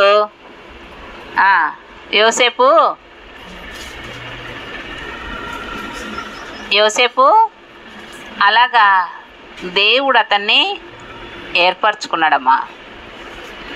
కాబట్టి మనము లోకముతో మన సహోదరులైనా, మన సహోదరులైనా, మన తల్లిదండ్రులైనా వాళ్ళకు భక్తి లేకపోయినా, వాళ్ళ ఆత్మీయంగా లేకపోయినా మీకు దేవుడు చూసుకుంటాడు. మనము ప్రభుని ఎరిగామా?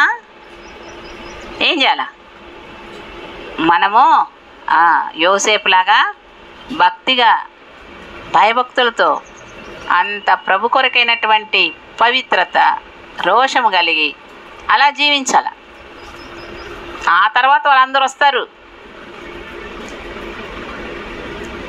సరేనా? మరి ఇప్పుడు అబ్రహాం ఉన్నాడు. అబ్రహాంతో దేవుడు అన్నాడు, ఒక్కగానొక్క కుమారుని నిన్ను నేను ఏం చేస్తాను? బహుతరాలకు భూమి మీద ఉన్నటువంటి అన్ని వంశములు నీ ద్వారా ఆశీర్వదించబడిన అన్నాడు. మరి అబ్రహాము ఆ ఆశీర్వాదాలన్నీ విని, ప్రభువా మా నాయన ఒప్పుకోవట్లేదయ్యా, మా ఇంట్లో వాళ్ళు ఒప్పుకోవట్లేదు, రానులే అని ఉంటే ఏమైపోయేవాడు కదా. మరి ఇప్పుడు కూడా దేవుడు ఏదైతే మాట్లాడుతున్నాడో ఆ మాటకు లోపడక మనం ఏం చేస్తుంటాం? అమ్మో మా నాయన ఒప్పుకోడు, మా అమ్మ ఒప్పుకోదు, మా భర్త ఒప్పుకోడు, మా వాళ్ళు ఒప్పుకోరు అని దేవుని చిత్తము, ఈ బిడ్డ నా కోసం నువ్వు ఇలా ఉండు అని, ప్రత్యేకంగా ఉండు అని చెప్పినా కూడా మనము దేవునికి లోబడుతున్నామా, భర్తకు లోబడుతున్నామా? దేవునికంటే భర్తనే ఏం చేస్తున్నాం?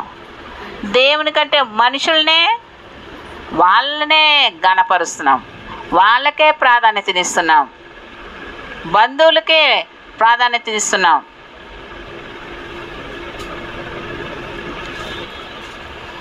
చూసారా ఎంతకాలం పోని మా ఆయన ఒప్పుకోడు, మా వాళ్ళు ఒప్పుకోరు, మా బంధువులు ఒప్పుకోరు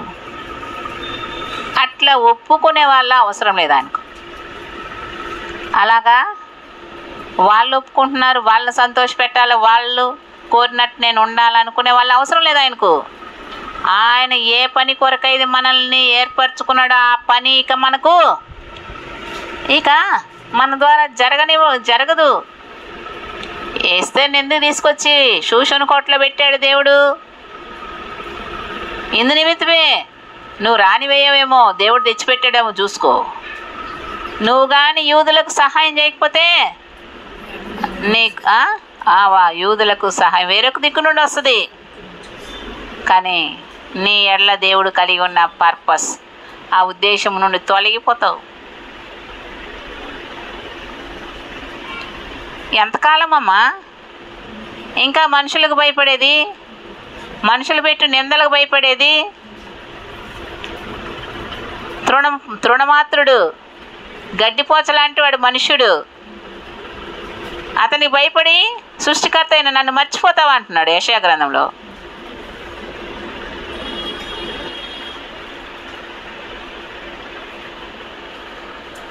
కాబట్టి మన భక్తి ఏంటి, మన విశ్వాసం ఏంటి?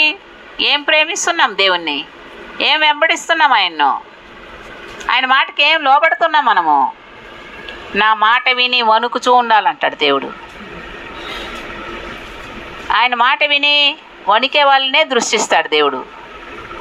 మనం అనుకోవడం కదా, నన్ను కూడా దృష్టిస్తున్నాడు, నన్ను కూడా చూస్తున్నాడు, నాకు మరి ఎందుకు సహాయం చేస్తూనే ఉన్నాడు కదా, నాకు ఇల్లు ఇచ్చాడు కదా, పొలం ఇచ్చాడు కదా, బంగారం ఇచ్చాడు కదా, ఉద్యోగం ఇచ్చాడు కదా, ఇవన్నీ నాకు దేవుడు ఇచ్చింది కాదా? చాలా ఇక్కడ వరకే.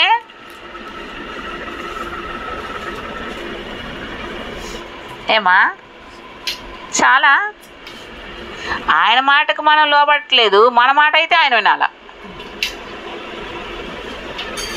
ఆయన మాట మనము వినేది లేదు, కానీ ఆయన మాత్రం మన మాట విన. నా మాట వినయ్యా, నువ్వు నా మాట విను. మా వాళ్ళు ఒప్పుకోరు, అందుకే నేను ఇట్టున్నా. నా మాట వాళ్ళు తీసుకోరు, నా మాట వాళ్ళు వినరు. వాళ్ళు వినకపోతే నీకెందుకమ్మా? నా మాట విను. నేను వాళ్ళని ఎలాగ తీసుకురావాలో అలాగ తీసుకొస్తా.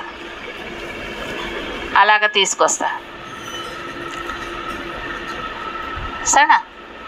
ఎట్లా రావాలో వాళ్ళను ఏం చేస్తాను, వాళ్ళని తీసుకొస్తారంట. ముందు నా మాట విను నువ్వు.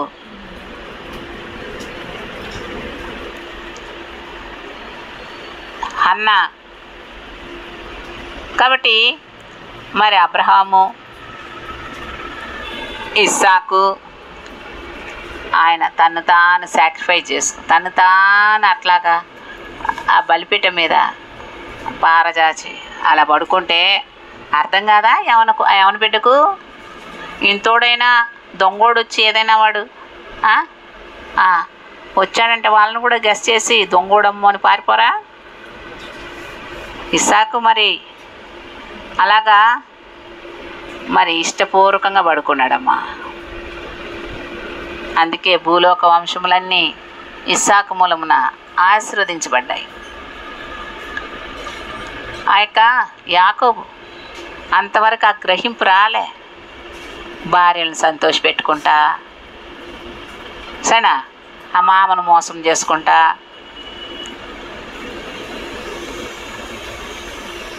అలాగా ఉంటూ ఇక నేను చాలా ఇదైపోయా, రిచ్ అయిపోయా, చాలా గొప్పోడు అయిపోయాను అనుకున్నాడు.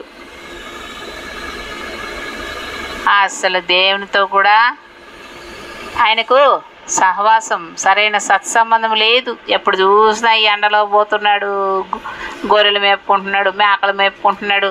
మళ్ళీ ఆ మేకలు అప్పుడు మరి ఆ సమయంలో భయ్యా నన్ను జ్ఞాపకం చేసుకోయ్యా, మరి నేను పోయిన చోట్ల అంతా కూడా నాకు తినడానికి తిండి, ధరించుకోవడానికి వస్త్రం ఉంటే సరిపోతుందయ్యా అని అక్కడే అడుక్కున్నాడు కదా. ఇది మనం అడుక్కునేది. తినడానికి తిండి, కట్టుకోవడానికి వస్త్రాలు, ఉండడానికి ఇల్లు, మనకు కావలసినటువంటి సౌకర్యాలకు కావలసినవన్నీ ఇస్తూ ఉంటే దేవుడు మనల్ని దేవుడు చాలా ప్రేమిస్తున్నాడు. ఆయన ప్రేమలో మార్పు లేదనుకోండి, కానీ ఆయన ఉద్దేశాల్లోని మాత్రం మనం రాలేం. ఆయన ప్లాన్లోకి మనం రాలేం. ఆయన వేసిన ప్లాన్ ఏంటి?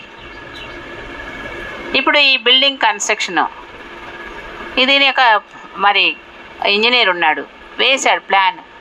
కానీ మనకు చూపిస్తే ఆ ప్లాను మనకి ఏమన్నా అర్థమవుతుందమ్మా? ఏదో గీతలు ఉంటాయి. తను ఎక్స్ప్లెయిన్ చేసి చెప్పినా కూడా, కానీ ఒక బిల్డింగ్ కన్స్ట్రక్షన్ అయిన తర్వాత భయం చక్కగా కట్టారు. ఆ ఎదురుగా వాళ్ళు ఒకప్పుడు ఈ స్థలం అంతా చూసిన వాళ్ళు, పందులు తిరిగేవి ఈ స్థలంలో. పానీపూరి అమ్ముకునే వాళ్ళు పాపం ఎలా పెట్టుకుంటారు పాపం, వండినవన్నీ ఎలా నల్లగా గోడలు, కంపు. ఇదిగో అక్కడున్న చెట్టు మీద మంత్రాలు చేసినవి, ఆ యొక్క ముడులు అవన్నీ ఆడుండేవి, జుట్టులు ముడులు భయంకరం. ఇంకా అక్కడ ఇది సైతాను నిలయంగా ఉండేదా, లేకుంటే పరిశుద్ధలకు నిలయంగా ఉండేదా? పరిశుద్ధతకు. అలాంటిది ఇది మరి ఒక ఇంజనీర్ చేతిలో పడితే ఇది ఇంత చక్కగా నిర్మాణమైంది. ఆ పని వాళ్ళు, మేస్త్రీలు కదా, లేకపోతే ఏమయ్యేది? మరి మనం కూడా అంతే. మనల్ని గురించి ప్లాన్ వేసింది దేవుడు. ఆయనే తెలుసు. ఇంటోళ్ళకి తెలుసా? ఏమా? వాళ్ళు చెప్పినట్టు వినడానికి, వాళ్ళనే చెప్పినట్టు చేయడానికి ఆ వెలిగింపు లేదు, ఇంకా రావట్లే. పొద్దున అదే మనం చదువుకున్నాం. చదువుమా. మీ ఎఫెసీలకు రాసిన పత్రిక 1వ అధ్యాయం, ఎఫెసీ 1:17-18 వచనాలు. కావున మరియు మీ మనోనేత్రములు వెలిగింపబడినందున ఆయన మిమ్మును పిలిచాడు, మనల్ని పిలిచాడు.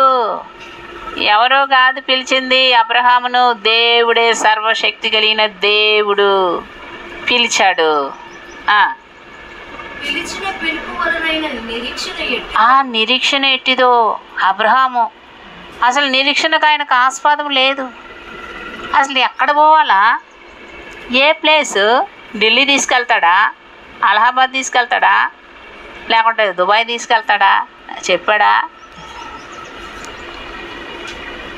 ఆయన పిలిచాడు. ఆయన పిలిచిన దేవుడు నమ్మదగిన దేవుడు. ఆయన వెంబడించడంతే. ఆ నిరీక్షణ ఎప్పుడు వస్తుంది? అది నిరీక్షణ అంటే ఏంటి? వెయిట్ చేస్తూ ఉంటాం, వస్తారు కదా అని, బస్సు కోసం వెయిట్ చేస్తాం, దాన్ని నిరీక్షణ అంటారు. అది వచ్చిన తర్వాత మళ్ళీ నిరీక్షణతో పని ఉంటుందా? మరి ఈయన నిరీక్షణకు అసలు ఏం ఆధారాలే లేవు. ఎక్కడ పోవాలా, ఏంటో, ఎక్కడ ఉండాలో ఏమీ తెలీదు. మరి బ్యాక్ వెనకాల ఉండి లాగేవాళ్ళు ఎంతమంది?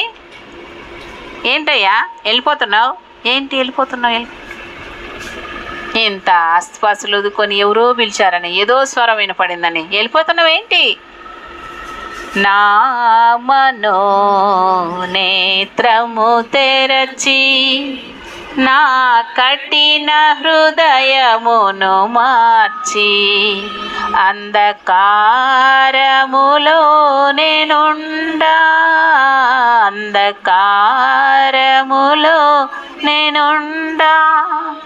వెదకి నన్ను రక్షించితివి,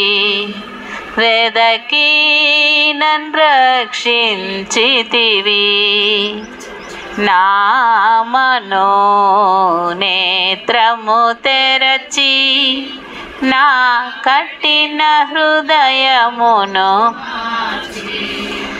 వేరైతి లోకము నుండి నీ స్వరమును విని నిన్ను చేరా.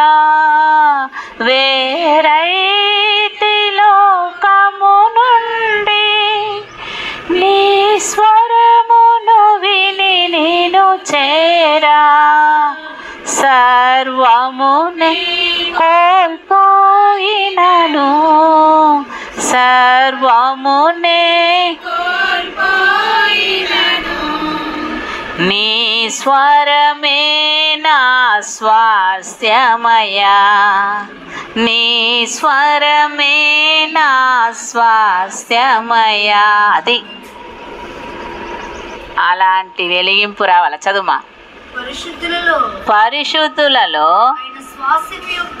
ఆయన స్వాస్థ్యం యొక్క అబ్బో మన కోసం ఎట్లాంటి ఐశ్వర్యం పెట్టున్నాడంట దేవుడు. మహిమైశ్వర్యం. అబ్బో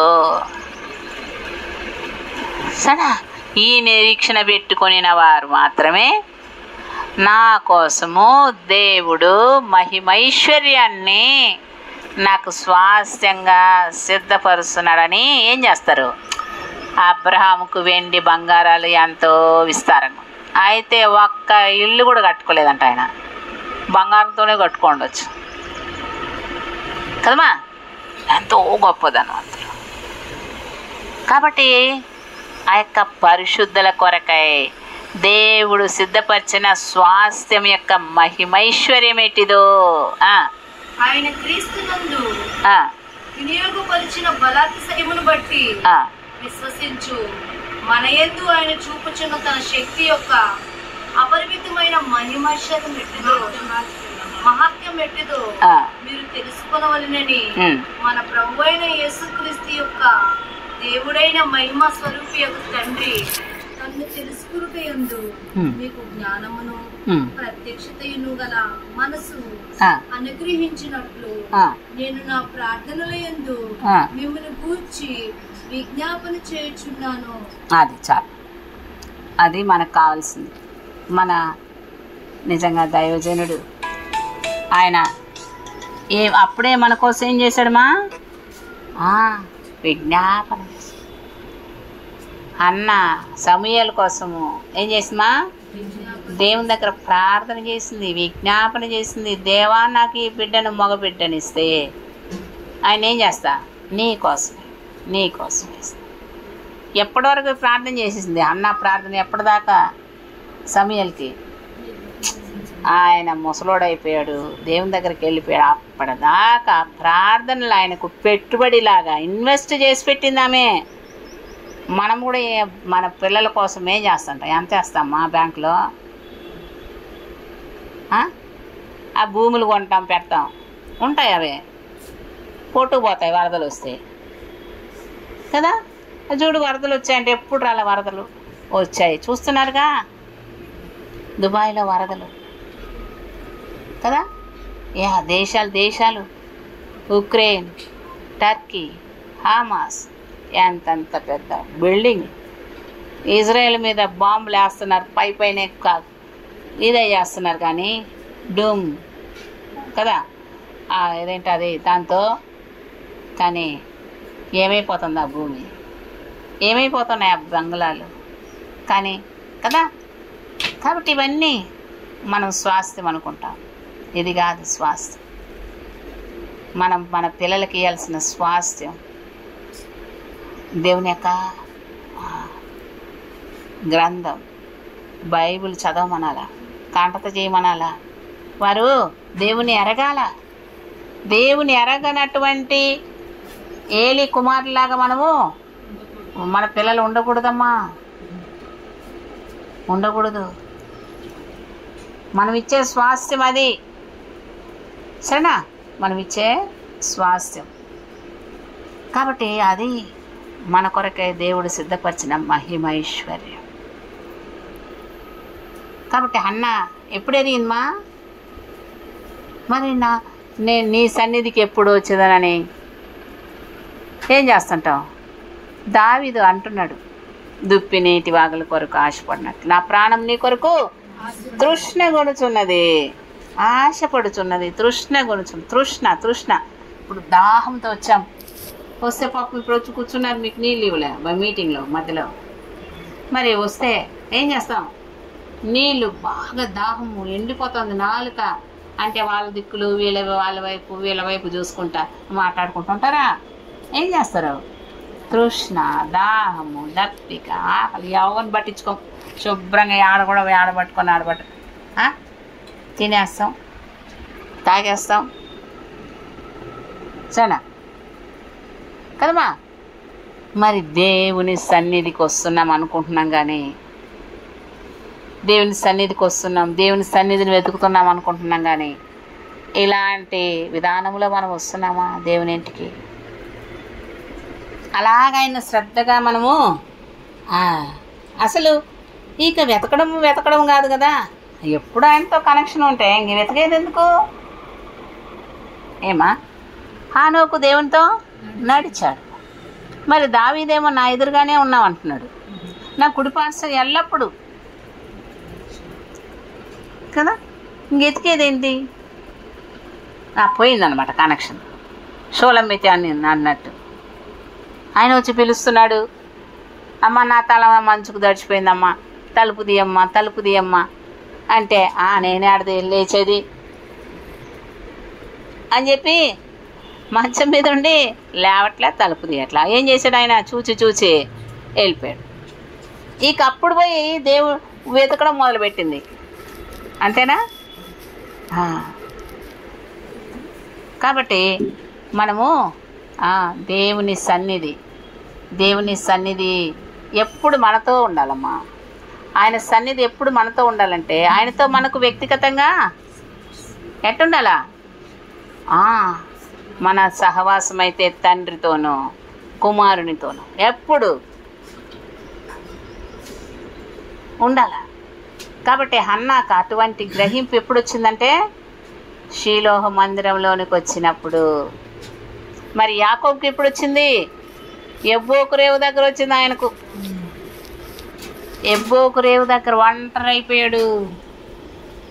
నిన్న ఒక బ్రదర్ చెప్తున్నారు, ఆయన మరి భార్య పిల్లలు దూరంగా ఉన్నారు, ఆయన ఒక్కడే ఉన్నాడంట. ఆయనకు అనారోగ్యం వచ్చిందంట. వస్తే ఇక తన శరీరంలో నుండి ప్రాణం వెళ్ళిపోతుందేమో, అర్ధగంటలో ఎప్పుడు పోతుందో తెలియదు. కొడుకుని పిలిచి, ఇదిగో బాబు ఇది ఇట్లా ఉంది ఏటీఎం, ఇదిగో అని అప్పగించేశాడంట. అయితే దేవుని కృపాలన దేవునికి మొరపెట్టాడు, రక్షణ పొందిన ఆయన మంచి సాక్షి. ఆ తర్వాత ఏమైంది? ఆయన అంటున్నాడు, అమ్మ అప్పటి నుంచి నాకు దేవుని యొక్క వాక్యములో ఉన్నటువంటి ఆ ప్రత్యక్షత. ఏమన్నాడు మా భక్తుడు? మీరు తన్ను తెలుసుకొనుటయందు మీకు జ్ఞానమును ప్రత్యక్షతయు గల మనస్సు. అది రావాలని నేనేం చేస్తాను? నా ప్రార్థనలేందు దేవుని బతిమాలుకుంటున్నాడంటమ్మా. మన కోసం బతిమాలుకుంటున్నాడు ఆయన.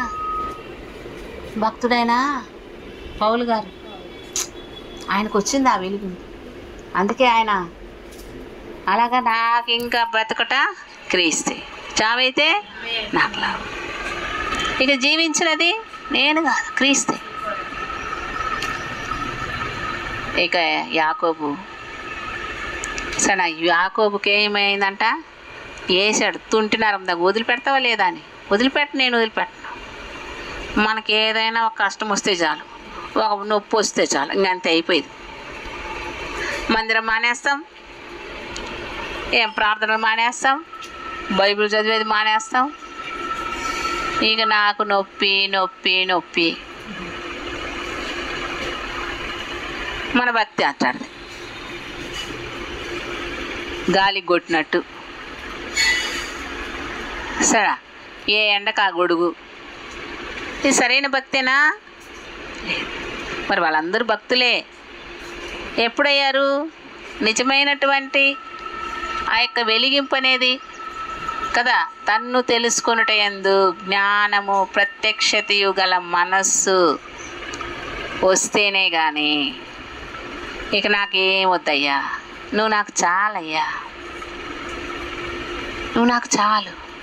అబ్బా, అసలైంది నేను ఏం చదవాలనుకున్నానంటే ఈరోజు, ఏసయ్యా ఏం చెప్పాలయ్యా, ఏం చెప్పాలా? ఇది చదువుకొని మనం ముగిస్తాం. 1 సమూయేలు 2వ అధ్యాయం. 1 సమూయేలు 2వ అధ్యాయం. ఇప్పుడు హన్నాకు ఈ గొప్ప వెలిగింపు వచ్చిన తర్వాత ఈమెమని అబ్బా. మరియు హన్నా విజ్ఞాపన చేసి ఇలాగ నేను నా హృదయం యెహోవా యందు సంతోషించుచున్నది, యెహోవా యందు నాకు మహాబలము కలిగెను, నీ వల్ల రక్షణను బట్టి సంతోషించుచున్నాను, నా విరోధుల మీద నేను అతిశయపడుదును. చాలమ్మా. కాబట్టి ఇప్పుడు విరోధి, అసలైన విరోధి శత్రు పెనిన్నా అనుకుంటాం కదా, కాదు. ఆ పెనిన్నాన్ని ఎవరు వాడుకుంటున్నాడు? సైతాన్. పాముని ఎవరు వాడుకున్నారు? సైతానే కదా. ఆ సర్పం వచ్చి నన్ను మోసం చేసిందంట.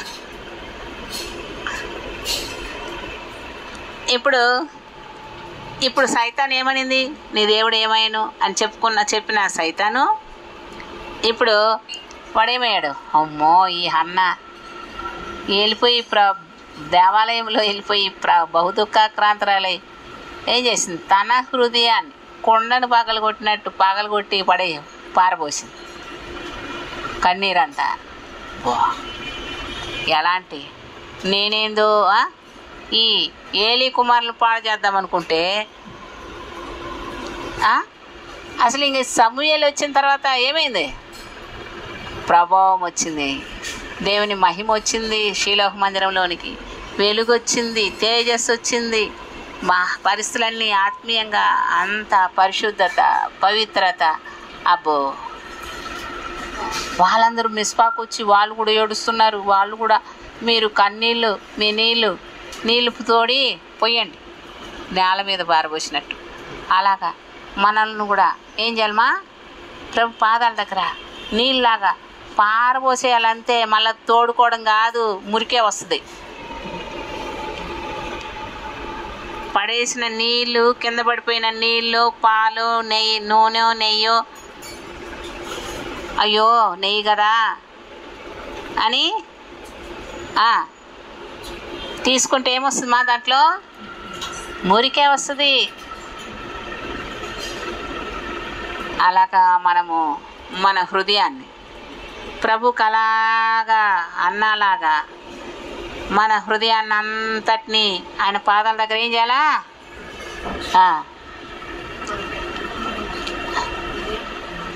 ఆ పాటలో పానార్పణముగా ఏంటది? నడిపించు నావా నడి సాంద్రమున దేవా, నవజీవన మార్గమున నా జన్మ తరింప. ఆ పాట చివర్లో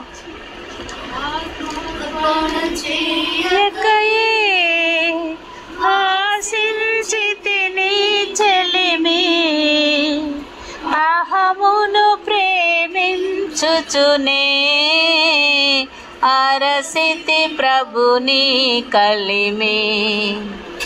ఆశా నిరాశాయే ఆవేదనెదురాయే, ఆధ్యాత్మికలేమిగని అల్లాడే నా వలలు. ఇక నేను మిగిలిన జీవితం పానార్పణంగా వస్తాను. ఇంకొక స్టాంజా ఉంది. సరే, అలాగా ఎంతకాలం అయింది ప్రభుని ఎరిగి? ఆయన ఎవరని ఎరిగాము? తన్ను తెలుసుకొనుట ఎందు తెలుసుకున్నామా? అసలు తెలుసుకున్నామా? తన్ను తెలుసుకున్నప్పుడే మనకు ఆ జ్ఞాన ప్రత్యక్షత గల మనసు వస్తుంది. లేకుంటే మన మనసు మారదు. మన మనసే మారి రూపాంతరం చెందాల. హృదయం అయితే ఇచ్చేసాం, మనసు మారదు. కఠినమైన మనసు. అందుకే క్రీస్తు కలిగిన ఆ మనసే కావాలి మనకు. ఆయన అన్నీ వదులుకొని వచ్చాడు మన కోసం. మనము ఏసై ఇట్టుండమ్మా ఇట్టుండమ్మా అని అది వదులుకోవడానికి కూడా కష్టం. కానీ మనకేం కావాలా? ఆశించితే నీ కలిమి, నీ చెలిమి. ఆయన చెలిమి అయితే కావాలా? ఆయనతో స్నేహం అయితే కావాలి. ఎట్ట వస్తుందమ్మా? అవునా కదా? కాబట్టి అన్న ఎంత చక్కగా ఇప్పుడు ఆమె ఎలాగా హృదయం యెహోవాయందు సంతోషించుచున్నది, యెహోవాయందు నాకు మహాబలము కలిగెను, నీ రక్షణను బట్టి సంతోషించుచున్నాను. మరి ఇన్ని రోజులు చెప్పిందా? ఈ రక్షణ పొందిందా? ఇశ్రాయేలీ రాలే కదా, ఏటాటా మందిరానికి వచ్చేదే కదా. హృదయం మారలే. మారు మనసు రక్షణ లేదు. చాలామంది కట్టే ఉంటారు, మారు మనసు రక్షణ ఉండదు. అమ్మా ఈ మధ్య పెద్దోళ్ళు సనా మరి క్రైస్తవ కుటుంబంలోనే పుట్టిన వాళ్ళు, కానీ హృదయంలో నాకు భయం వేస్తుంది, నాకు దడదడగా ఉంది, నిద్ర పట్టట్లేదు అని అంటే, సరే వెళ్ళి అమ్మా మీరు ఎప్పుడు రక్షింపబడ్డారు అంటే, రక్షణ తీసుకున్నానమ్మా. ఏంటి తీసుకోవడం? ఎక్కడి నుండి తీసుకున్నా? అదే అమ్మా బాప్తిసం తీసుకున్నానమ్మా, బాప్తిసం తీసుకున్నాను. మరి మానవ హృదయం రవి హృదయం నాకు బాగా తెలుసు, ఎంతోమందికి ఇచ్చాను చెప్పాను అనింది. కాదమ్మా, బాప్తిసం తీసుకోవడం కాదు రక్షణ అంటే. సన అపోస్తుల కార్యములు 2వ అధ్యాయం 36వ వచనం 37వ వచనం. వారు పేతురు యొక్క మాటలు విని ఏం చేశారు? పేతురు ఏమన్నాడు? మీరే ఆయన్ను సిలువేశారు. 36వ వచనంలో చదువుమా సుదీప్తి. మీరు సిలువ వేసిన ఈ యేసునే నియమించెను. అది తెలుసుకోవాలి. మీరే వేసిందయ్యా, యూదులు కాదు, ఆనాటి యూదులు కాదు వేసింది. ఎవరు వేసింది? నేషా వేసింది, సుదీప్తి వేసింది, ఆంధ్ర వేసింది. మన పేర్లన్నీ పెట్టుకుందాం, మనం వేసాం. అయితే వాళ్ళు ఏం చేశారు? అమ్మో అప్పుడుదాకా తెలియక నేను ఎక్కడ వేసాను సిలువ, యూదులు వేస్తే అనుకుంటున్నారు. అయితే వాళ్ళ ఆ మాట విని పొడవబడ్డారంట, నొచ్చుకున్నారంట. అయ్యో అయ్యలారా, సహోదరులారా, మేమేం చేయాలా రక్షణ పొందాలంటే? మరి వాళ్ళందరూ ఇశ్రాయేలులే కదా, ఈ విషయం ఇశ్రాయేలు అందరికీ తెలియాలంటున్నారు. క్రైస్తవులు, నామకార్థ క్రైస్తవులు, పుట్టుక నుంచి క్రైస్తవులు, మత క్రైస్తవులు అందరు తెలుసుకోవాలి. బైబిల్ చదవరు. పాలన ఏం చేయాలంట? ప్రభు దయాళుడని రుచి చూచి ఉన్నాడలా మీరు ఏం చేయాలి? కొత్తగా పుట్టిన శిశువు వలె ఎదుగు నిమిత్తము పాలన అపేక్షించుడి. మీలో ఉన్న దుష్టత్వం పోవాలా, దుర్మార్గత పోవాలా, వేషధారణ పోవాలా, అసూయ పోవాలా, కక్షలు పోవాలా, అన్నీ పోవాలా. అన్నీ ఉన్నాయి లోపలే. ఇంకేమి ఆ ప్రభువును వచ్చాడని చెప్పగలము? ఉన్నాడా ప్రభు? ఆయన ఉంటే అవన్నీ ఉంటాయా మనకు? ఆ పెనినాలో ఉంటాయి అవన్నీ? ఆ హన్నాకు కూడా లేదు అప్పుడు. ఎప్పుడు చెప్తుందమ్మా? ఇప్పుడు తన హృదయాన్ని ప్రభు సన్నిధిలో కుమ్మరించిన తర్వాత ఆ ప్రభు తన హృదయాన్ని తెరిచాడు, లూదియా హృదయాన్ని తెరిచినట్టు. అప్పుడు చెప్పగలుగుతుంది, నీ రక్షణను బట్టి నాకేముంది? ఏముందమ్మా? నీ రక్షణను బట్టి సంతోషిస్తున్నాను. ఇప్పుడు సైతాన్ ఏమన్నాడు? ఏమి అయ్యాడు? అమ్మో ఈమె యేసయ్య రక్తంతో గడుక్కునేసింది, ఈమె పరిశుద్ధురాలైపోయింది, ఈమె దేవుని బిడ్డ అయిపోయింది, ఇక నా ఖాతాలో ఉన్నామే ఇప్పుడేమైంది? దేవుని బిడ్డగా అయిపోయింది. మన పేర్లు జీవగ్రంథంలో ఉంటుంది అప్పటి నుంచి. అప్పుడే మనము నేను యేసయ్య వస్తే వెళ్ళగలను, ప్రభువును సంధించగలను చెప్పగలం. ఆమెను అడిగితే పెద్ద ఆమె, అమ్మ మీరు రక్షణ ఎప్పుడు పొందారంటే, అదేంటమ్మా మారు మనసు రక్షణ అంటే అని అడిగిందమ్మా. అడిగారు. ఇలాగ ఒప్పించబడి, అయ్యో నా పాపపు తలంపులు బట్టి యేసయ్య తలలో ముళ్ళ కిరీటము, నేను చూసే సినిమాలను బట్టి, నేను చూసే అపవిత్రతను బట్టి ఆయన కళ్ళల్లో గంతలు కట్టారు, ఆయన చేతుల్లో మేకుల్లో ఆయన చేసిన పాపాన్ని బట్టి అవన్నీ కూడా మేకులతో కొట్టబడ్డాడు. వీపంతా కొరడా దెబ్బలు. అయ్యో యేసయ్యా నేను పాపినయ్యా అని ఎప్పుడైతే పొడవబడి పొడిచినప్పుడు ఎట్టుంటుంది, ఎట్ట కేక వేస్తాం? పొడిస్తే అంటామా? ఎంత పెద్ద కేకేస్తాము. అలాగే దేవుని వాక్యం విన్నప్పుడు నీవే సిలువేసిందని ఎప్పుడైతే మనము ఒప్పించబడతామో అప్పుడు మన మనసు మారుతుంది, మన హృదయం మారుతుంది. లేకపోతే ఏదో బలవంతంగా సినిమాలు చూడకూడదు కదా అని సినిమాలు చూడం. ఇంకేడన్నా వస్తామంటే మంచిగా తాళం వేసుకుంటా కాళ్ళు చేతులు కూడా ఊగుతూ ఉంటాయి అక్కడుండే పాటలకు. మళ్ళీ నేనేం సినిమా హాల్ పోవట్లేదు అంటారు. కాబట్టి అలాంటి వాళ్ళు ఇంకా లోకము యొక్క మర్యాదలు, పారంపర్యమైన వ్యర్థమైన ఆచారాలు, దినాలు, మాసాలు, ఉత్సవ కాలాలు, శరీర కార్యాలు, భేదాలు. ఏంటి భేదాలు? మీరు ఆ కులం మాది కులం. కులాలు ఉన్నాయా బైబిల్లో? కులాలు ఉంటే మరి ఆదాందే కులము ఉన్నాయా కులాలు? ఇవన్నీ ఎక్కడి నుండి వచ్చాయి? భారతదేశంలోనే ఎక్కువ విగ్రహారాధన. దేవతలు, మా కుల దేవత, అందరికి ఒక్కొక్క కులానికి ఒక్కొక్క దేవత. నేను కూడా అనుకునేదాన్ని అప్పట్లో.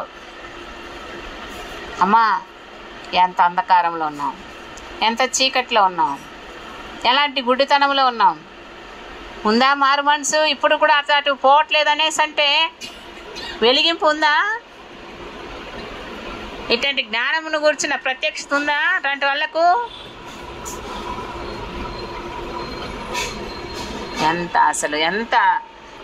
ఎన్ని సంవత్సరాలైంది మనం ప్రభుని ఎరిగి, మనం ఇంకా పసిపిల్లలాగే ఉన్నామే. మనోనేత్రాలు మాత్రం వెలిగించబడ్డాయి, పరలోకం ఉందని తెలుసుకున్నాం. కానీ ఆ పరలోక పిలుపు ఏంటో, ఎటువంటి నిరీక్షణ కలిగిన ప్రజలుగా ఉండాలో నిరీక్షణే లేదు. అయ్యో నాకు ఇది లేదే, నాకు అది లేదే, రేపుడు ఎట్ట, భవిష్యత్తు ఎట్ట, మా పిల్లలు ఎట్ట, మాకెట్ట, ఇంతే, నిరీక్షణే లేదు. ఈరోజు ప్రభు వస్తే నేను ఎత్తబడతాను, ప్రభుతో ఉంటాను, నాకెందుకు ఇవన్నీ అని ఉండదు మనకు. ఎప్పుడు దిగులే, ఎప్పుడు బాధే. ఉన్నా దాని మీద మనసు పెట్టుకోవద్దు. నా ప్రభు ఈరోజు వస్తాడేమో నేను ఎత్తబడాలి అంతే, ఆయన కొరకు కనిపెట్టుకోవాలి అంతే. కాబట్టి ఇవన్నీ ఇంటికి వెళ్ళిన తర్వాత చదవండి. యెహోవా వంటి పరిశుద్ధ దేవుడు ఒకడునో లేడు. మరి ఇన్ని రోజులు తెలియదా? చూడమ్మా, అసలు ఎంతకాలానికి ఆమె మనోనేత్రాలు వెలిగించబడ్డాయి కదా. నీవు తప్ప మరి ఏ దేవుడును లేడు. చదవండి. ఏది లేదు. నాకు అనిపించింది ఆ ఇశ్రాయేల్ ప్రజల్ని ఎట్ట కాపాడుతున్నాడమ్మా. అన్ని 300కు పైన వేశారంటే బాంబులు వర్షం కురిపిస్తే ఏమీ కావట్లే వాళ్ళకు. ఎవరున్నారు? వాళ్ళు పెట్టుకున్న వెపన్స్, వాళ్ళు పెట్టుకున్నది కాదు. దేవుడు వాళ్ళకు అట్లాంటి జ్ఞానం ఇచ్చి ముందుగానే శత్రువులందరూ కూడా ఈ ఇశ్రాయేల్ దేశం మీదకి మొత్తం వస్తారు. అయితే ఆయన ఆ ఇశ్రాయేల్ దేశస్తులను విరోధంగా లేస్తే అంట వాళ్ళకి అందరికి ఎట్టుంటుందంటే ఇది చిన్నదే కదా, ఇశ్రాయేల్ దేశం కూడా చిన్నదే కదా, అదంటే వాళ్ళకు బరువైన మోయలేని భారంలాగా రాయిలాగా ఉంటుందంట. ఎత్తలేరు, మోయలేరు, దాన్ని ఎవరు జయించలేరు, దాన్ని ఎవరు ఓడించలేరు. ఎంత గొప్ప దేవుడమ్మా మన దేవుడు. ఎరిగామా మనం ఆయన్ను? తెలుసుకున్నాం అనుకుంటున్నాం కదా. తను ఎరుగు నిమిత్తమై ప్రత్యక్షత గల మనసు, జ్ఞాన ప్రత్యక్షత గల మనసు అవసరం మనకు. అంతవరకు మనం కూడా ఆ పెనిన్నా కూడా పిల్లలు ఉన్నారమ్మా, ఏం లాభము? అంతేనా? పిల్లలుండి ఏం లాభం అమ్మ? ఇలాంటి సమయాలు లాంటి ఆయన ఒకడుంటే చాలదా మనకు కదా అమ్మా. అలాగ పెంచిందమ్మా సమయలను. ఆమె కన్నీరంతా గార్చింది ప్రభు సన్నిధిలో. అందుకే ఆయన ఆ కన్నీటిలో నుండి పుట్టుకొచ్చాడు. ఆ ఎకవేదు అటువంటి కొలిమిలో ఉన్నట్టుగా ఉన్నారు. మనకి ఈ వేడికే ఎట్ట ఉంది. వాళ్ళైతే ఎట్ట అంటమ్మా ఎంతో బరువులు మోసారంట ఐగుప్తు దేశంలో. మూలుగులు అలాంటి పరిస్థితుల్లో ఈ యొకబేదు ఆ కొలువులో ఉండి వచ్చాడమ్మా. ఎవరు? మోషే. చూసారా, వచ్చి ఆ కొలువులో ఉండి బానిసత్వంలో ఉండి ఆయన్ను దేవుడు విడిపించారు. అంతా తల్లి ప్రార్థనలే. మన ప్రార్థనలు ఏమున్నాయి మన పిల్లల కోసం? మనకే అసలు ఆ జ్ఞానం తను గూర్చినటువంటి జ్ఞాన ప్రత్యక్షత గల మనసు లేదంటే ఇంక మన పిల్లలకి ఏమని మనం నేర్పిస్తాం ఆ ప్రార్థన, ఆ రోదన విద్య? అలాగా వాక్యమును గూర్చిన తల్లి ఏం చేయాలంట? ఉపదేశిస్తుందంట. తండ్రి ఆజ్ఞాపిస్తాడు. తండ్రి ఒక్క మాట రైట్ అంటే చాలు. మా ఇంట్లో మా పిల్లలకు వాళ్ళ నాన్న ఒక్క మాట అంటే చాలు, డాడీ డాడీ డాడీ అంట. అసలు ఆ పక్క తలుపు తీస్తే చాలు గబుక్కుమని దూకుతాడు మా పెద్దోడైతే, మంచం మీద పడుకున్నాడు. తల్లి ఏం చేయాలా? కూర్చోబెట్టి ఉపదేశం చేయాలి. జాన్ వెస్లీ అనే ఇంగ్లాండ్ దేశపు మిషనరీ వాళ్ళ తల్లి 19 మంది పిల్లలను ప్రతిరోజు ఒక్కొక్కరిని కూర్చోబెట్టి వాళ్ళకు ఉపదేశం చేసేది. సరే, ఆ బిడ్డకు సమూయేలు తల్లి ఏం ఉపదేశం చేసిందమ్మా? 3 నెలల్లో, 3 సంవత్సరాలలో. ఈమెమో 3 సంవత్సరాలు, ఆ యొక్క మోషేకేమో 3 నెలలు. శిష్యులైన వాళ్లకు ఇంకా ఎక్కువే, 3.5 సంవత్సరాలు. సరేనా, వాళ్ళు ఏం చేశారమ్మా? శిష్యులు మొదట బలహీనలే, తర్వాత దేవుని యొక్క పరిశుద్ధాత్మ శక్తిని పొంది వాళ్ళు భూలోకాన్ని తలకిందులు చేశారు. కాబట్టి క్రైస్తవులు అంటే ఏదో నామకార్థంగా ఉండేది కాదు మన భక్తి. లోకం వస్తుల్లాగా, లోక పోకడలు, లోక మర్యాదను అనుసరిస్తా ఏదో లోకంలో అది సంపాదించుకోవాలి, ఇది సంపాదించుకోవాలి. అది ఈరోజు ఇప్పుడు పడింది అనుకో మన మీద బాంబు, పడకుండా ఉంటుందా ఏంటి? వస్తుంది ఇంకా త్వరలోనే. అయినా పర్వాలే పోతాంలే పరలోకం అంటే ఆ లోతులాగా వెళ్ళిపోతాం, అగ్నిలో ఉండి లాగి వేయబడ్డట్టు. ఏ లాభం? ఏదో నరకం తప్పింది. నీతిమంతుడైనా లోతుకి. వాళ్ళ పిల్లలు వచ్చారా? భార్య వచ్చిందమ్మా, అట్ట అయిపోతాం. కాబట్టి తీర్మానం చేసుకోవాలా, ఎప్పుడు ఒకేలాంటి భక్తి కాదు. ప్రభు కొరకే మనం అసలు ఎంత గొప్ప వెలిగింపు వచ్చిందంటే హన్నాకు అసలు నిజంగా అంతకుముందు అంత లోపలే ఉంది ఆయన గురించిన వెలిగింపు. ఎప్పుడైతే అక్షరం తెలుసు, ఇశ్రాయేల్ ప్రజలు ఎవరో తెలుసు, ఆమె ఎవరో తెలుసు, ఆ దేవుడు ఎవరో తెలుసు, ఆయన మందిరం ఏంటో ఎంతో తెలుసు. కానీ ఎప్పుడు వచ్చింది వెలిగింపు? ఆ జ్ఞానమును గూర్చిన ప్రత్యక్షత ఎప్పుడు వచ్చిందమ్మా? హృదయము పొడవబడినప్పుడు, హృదయము బద్దలైనప్పుడు, హృదయము పగలగొట్టబడ్డప్పుడు. పగలగొట్ట ప్రభా, నన్ను పగలగొట్టాయి అని అడవాలి.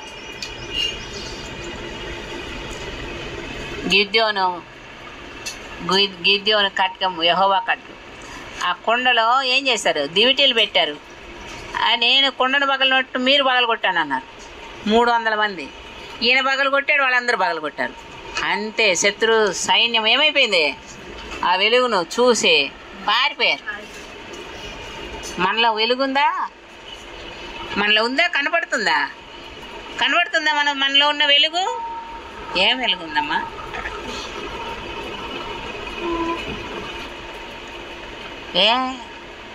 అంతా బూజు, అంతా మబ్బు. ఆ ఇంట్లో లైట్ లేదు, మబ్బు ఉంది. ఇక్కడికి ఎంత తేడా కనిపిస్తుంది? మనమంతే. కనబడితే ఎంతమంది వస్తారమ్మా ఈ వెలుగులోకి? ఈ ఏసీ కానీ సరిగా పని చేస్తానంటే అక్కడ దగ్గరే కూర్చునేవాళ్ళు శుభ్రంగా. అది సరిగా పని చేయట్లే. సరేనా? కాబట్టి అది ఏ పర్పస్ మీద పెట్టింది? పని చేయకుండా గమ్మునుంది. మరి మనం కూడా మనల్ని దేవుడు ఎందుకు ఎన్నుకున్నాడు ఈ లోకంలో? చేస్తున్నామా ఆయన పని?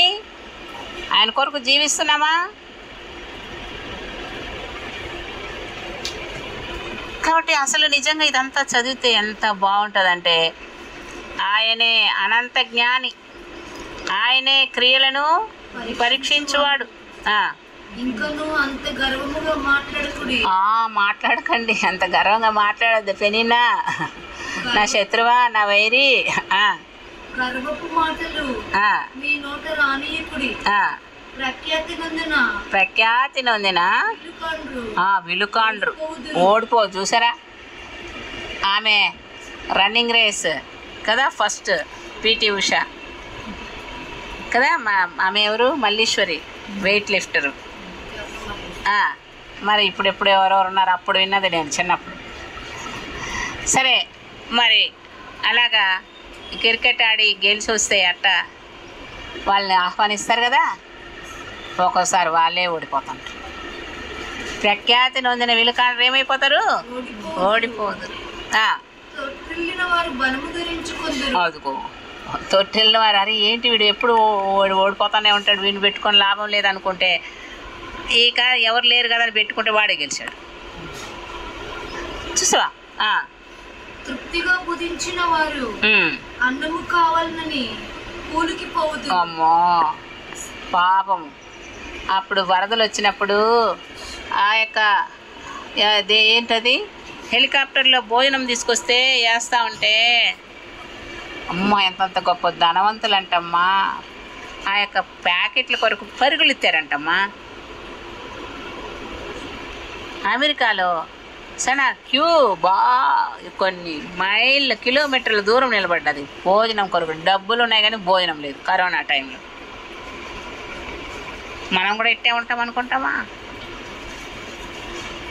కాబట్టి రావాలా, కరువు వస్తే కానీ మనకు బుద్ధి రాదు. అంతేనమ్మా, అన్నీ సుఖంగా ఉంటే వస్తుంది భక్తి రాదు. కాబట్టి దేవుడు ఇప్పుడు ఫిల్టర్ చేస్తున్నాడు అన్నీ. ఏముండి ఏం లాభం, బంగారం ఉండి ఏం లాభం, ఏముండి ఏం లాభం, ఏదున్నా నీళ్ళల్లో కొట్టుకుపోతుంది. అంతేనా, నీళ్ళల్లో కొట్టుకుపోతుంది, కాలిపోతుంది, అంతే, ఏముండదు. మన ఆత్మే, ఇది నశించదు, ఈ ఆత్మ నశించదు. ఈ ఆత్మను గురించినటువంటి ఆ యొక్క ఏముండాలా, అభివృద్ధి ఉండాలి, ఆత్మలో తీవ్రత ఉండాలి, ఆత్మలో వెలిగింపు, ఆత్మలో మంట, ఆత్మ దినదినము వృద్ధి పొందాలి. కానీ ఇక అవి ఇవి ఈ లోక సంబంధమైనవన్నీ చూసుకొని మొదట ఉన్న భక్తి ఉండదు. మొదట ఉన్నటువంటి ప్రభు కొరకైన ఆశ ఉండదు, ఆయన సేవ కొరకైన ఆశ ఉండదు, ఆయన స్వార్థ కొరకైన ఆశ ఉండదు, ఆత్మల కొరకైన భారం ఉండదు. దేవుని మందిరానికి వెళ్ళాలనలే. మాకు ఆన్లైన్లో ఉందండి, చూసుకుంటామండి. ఈ ఆన్లైన్లు కూడా పోతున్నాయండి. 28వ తేదీ ఏమేమి జరుగుతుందో ఏమో అని చేస్తున్నారు కదా పేపర్లో, న్యూస్లో. అవునా, సూర్యుడిలో చంద్రుడిలో ఎట్లాంటి మార్పులు రాబోతున్నాయో అసలు ఉండదనేసి అన్నిలే చెప్పుకుంటున్నారు న్యూస్లు. మనకు దేవుని గురించి, దేవుని సంగతులు మనకు బైబిల్లో ఇంత ఇవన్నీ రాసి ఉంటే మనకేం తెలుస్తుందమ్మా? ఒకరోడు సూర్యుడు వెలుగునీయడు, చంద్రుడు ఆయన నల్లగైపోతాడు అంటే చంద్రుడు ఎరుపయ్యే రోజు, సూర్యుడు నలుపయ్యే రోజు, నక్షత్రాలు రాలే రోజు, దిక్కులేక అరిచే రోజు, పాపాత్ములు ఏడ్చే రోజు. ఇవన్నీ తెలీదా మనకు? రాబో కాలంలో ఎటువంటి మరి దినాలు రాబోతున్నాయో తెలీదా మనకు? ఒకసారి వెలిగింపబడి పరసంబంధమైనదంతా రుచి చూచి పరిశుద్ధాత్మలో పాలివారై రాబో యొక్క శక్తుల యొక్క ప్రభావమును అనుభవించి కూడా తప్పిపోయిన వారు ఏమవుతారంట? మళ్ళా వాళ్ళు మార్చడము అసాధ్యము. హెబ్రీ 6వ అధ్యాయంలో. అందుకే ఇలాంటి గ్రహింపు వచ్చిన తర్వాతనే మనకు లోకమైన ఇంకేదైనా ఎంత ఎస్తేర్లాగా ఎట్లాంటివి తీసుకొచ్చి మన ఎదురుగా పెట్టినా మనకు ఎదురుగా వాటి మీద పోదు. ఎవరు మేము? యూదులం. ఎవరు మేము? క్రైస్తవులం. ఏదైనా కరువైనా, హింసైనా, ఖడ్గమైన, ఉపద్రవమైన, వస్త్రహీనత అయినా, మరి ఏ శ్రమైన ఏదైనా నన్ను నా ప్రభు ప్రేమ నుండి ఎడబాపదు. అలాంటి తీర్మానంలోకి వస్తారు. అంతవరకు మనము మారము. ఇంకేదో నీతిమంతుడైన నోహు అని, లోతని తన నీతిగల మనసు నొప్పించుకుంటావు. చిన్నప్పుడు అక్కడి నుంచి లేచి రాలే. తప్పిపోయిన కుమారుడు లేచి వచ్చాడు, హన్నా లేచి వచ్చింది, రూతు నయోమి వాళ్ళు లేచి వచ్చారు. అయితే నీతిమంతుడని అనుకున్నా కూడా లోతు అక్కడ నుండి రాలే. దేవుడే పట్టుకొని చేతులు పట్టుకొని దేవదూతలే పట్టుకొని లాక్కొచ్చు. అలాగ దేవుడి చేత అలాగ లాక్కొని వస్తున్నాడేమో ఇప్పటిదాకా, ఏమో చెప్పలేం. శ్రమల దినాల్లో మనము నిలబడతామో, నీకు కలిగిన దాన్ని ఇచ్చి గట్టిగా పట్టుకుంటే సరి, పోగొట్టుకుంటే జార విడిచిదవేమో జాగ్రత్త. ప్రార్థన చేసుకున్నాం. ప్రియమైన తండ్రి, పరిశుద్ధులకు దేవా, యేసు ప్రభు నామములో వందనాలు. ఇంతవరకు నాయన ప్రియమైన తండ్రి, భక్తుడు దుప్పి నీటి వాగల కొరకు ఆశపడినట్లు నా ప్రాణము నీ కొరకు ఆశపడుచున్నదని, నేను దేవుని సన్నిధికి నేను ఎప్పుడు వచ్చేదనా, ఆయన సన్నిధి నేను ఎప్పుడు కనబడదనా అని ప్రభా ఎంతగానో తన ప్రాణము తృష్ణగొనుచున్నదని చెప్తూ వచ్చాడయ్యా. దేవా, నిజంగా నాయన ఆ యొక్క ఎఫెసీ 1:17-18 ఉన్నట్టు అటువంటి మరి మనోనేత్రాలు వెలిగించబడ్డాయని అనుకుంటున్నాం ప్రభా. ఆ యొక్క పిలుపు వలన నిరీక్షణ ఎట్టిదో, ఆ యొక్క పరిశుద్ధుల కొరకైన స్వాస్థ్యం మహిమైశ్వర్యం ఎట్టిదో దేవా, మీరు చూపిన బలాత్సయం మృతుల్లో ఉండి లేచుట ద్వారా ఎవరు కూడా చనిపోయి లేవలేదయ్యా. నువ్వు అంత గొప్ప దేవుడు.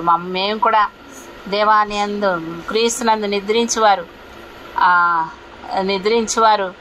ఆ యొక్క పరలోకంలో నిద్రే నాయన, ఇక రాజ్యంలో ఉంటాం మేము అన్న గొప్ప నిరీక్షణ ఇచ్చారయ్యా. అందుకే మీకు ఎంతో వందనాలు నాయన. మా పితరులు అలాగ జీవించారు నాయన. దేవా, నీ స్వరం వింటున్నాం అనుకుంటున్నాం కానీ నీ స్వరమే మా స్వాస్థ్యం అనుకోవట్లేదయ్యా. దయలా ప్రభా అన్న జీవితంలో తీసుకొచ్చిన గొప్ప మార్పు కొరకే వందనాలు. యాకోబు కూడా ఎన్నో సంవత్సరాలు వేస్ట్ చేసుకున్నాడు నాయన. ఎబ్బోకు రేవు దగ్గర తన హృదయ నేత్రాలు కూడా ఆ యొక్క నిన్ను గూర్చిన తన్ను తెలుసుకొనుట యందు ఆ జ్ఞాన ప్రత్యక్షత గల ఆ మనస్సును యాకోబుకి ఇచ్చారు. ఇశ్రాయేలుగా మార్చబడ్డారు. దేవా, మా జీవితాల్లో కూడా అలాంటి మార్పు ఈ దినమున తండ్రి తీసుకురండి అయ్యా. కరుణించయ్యా దేవా, కృప చూపించు. వందనాలు చెల్లిస్తూ ఈ పరిచయం నీ చేతులకు అప్పగిస్తూ ప్రతి వారిని ఇశ్రాయేల్ అందరూ కూడా ఇటువంటి మరి ఈ రక్షణ గూర్చిన నిశ్చయత రావాలని ఎలాగైతే అపోస్తుల కార్యం 2:36-37 పేతురు చెప్పాడో అలాంటిది ప్రభా, క్రైస్తవులు అనబడే ప్రతి ఒక్కరిలో కూడా ఈ యొక్క మనోనేత్రాలు వెలిగించబడి ఈ యొక్క ప్రత్యక్షతలోనికి వచ్చేటట్టుగా ప్రతి వారిని సిద్ధపరిచి నీ రాకడలు ఎత్తబడేటట్టుగా చేయనాయన. కరుణించయ్యా, సహాయం చేయ. వచ్చిన బిడ్డలందరినీ దీవించుము, ఆశీర్వదించు. మిగతా ప్రార్థించే సమయం ఆశీర్వాదకరంగా ఉంచు. వందనాలు చెల్లిస్తూ యేసు ప్రభు నామమున వేడుకొనుచున్నాం తండ్రి, ఆమేన్.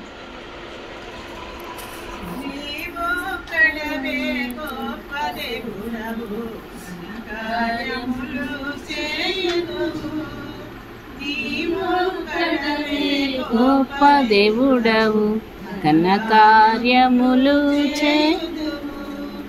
నీదు కృపయే నిరంతరము నిలచియుండునుగా.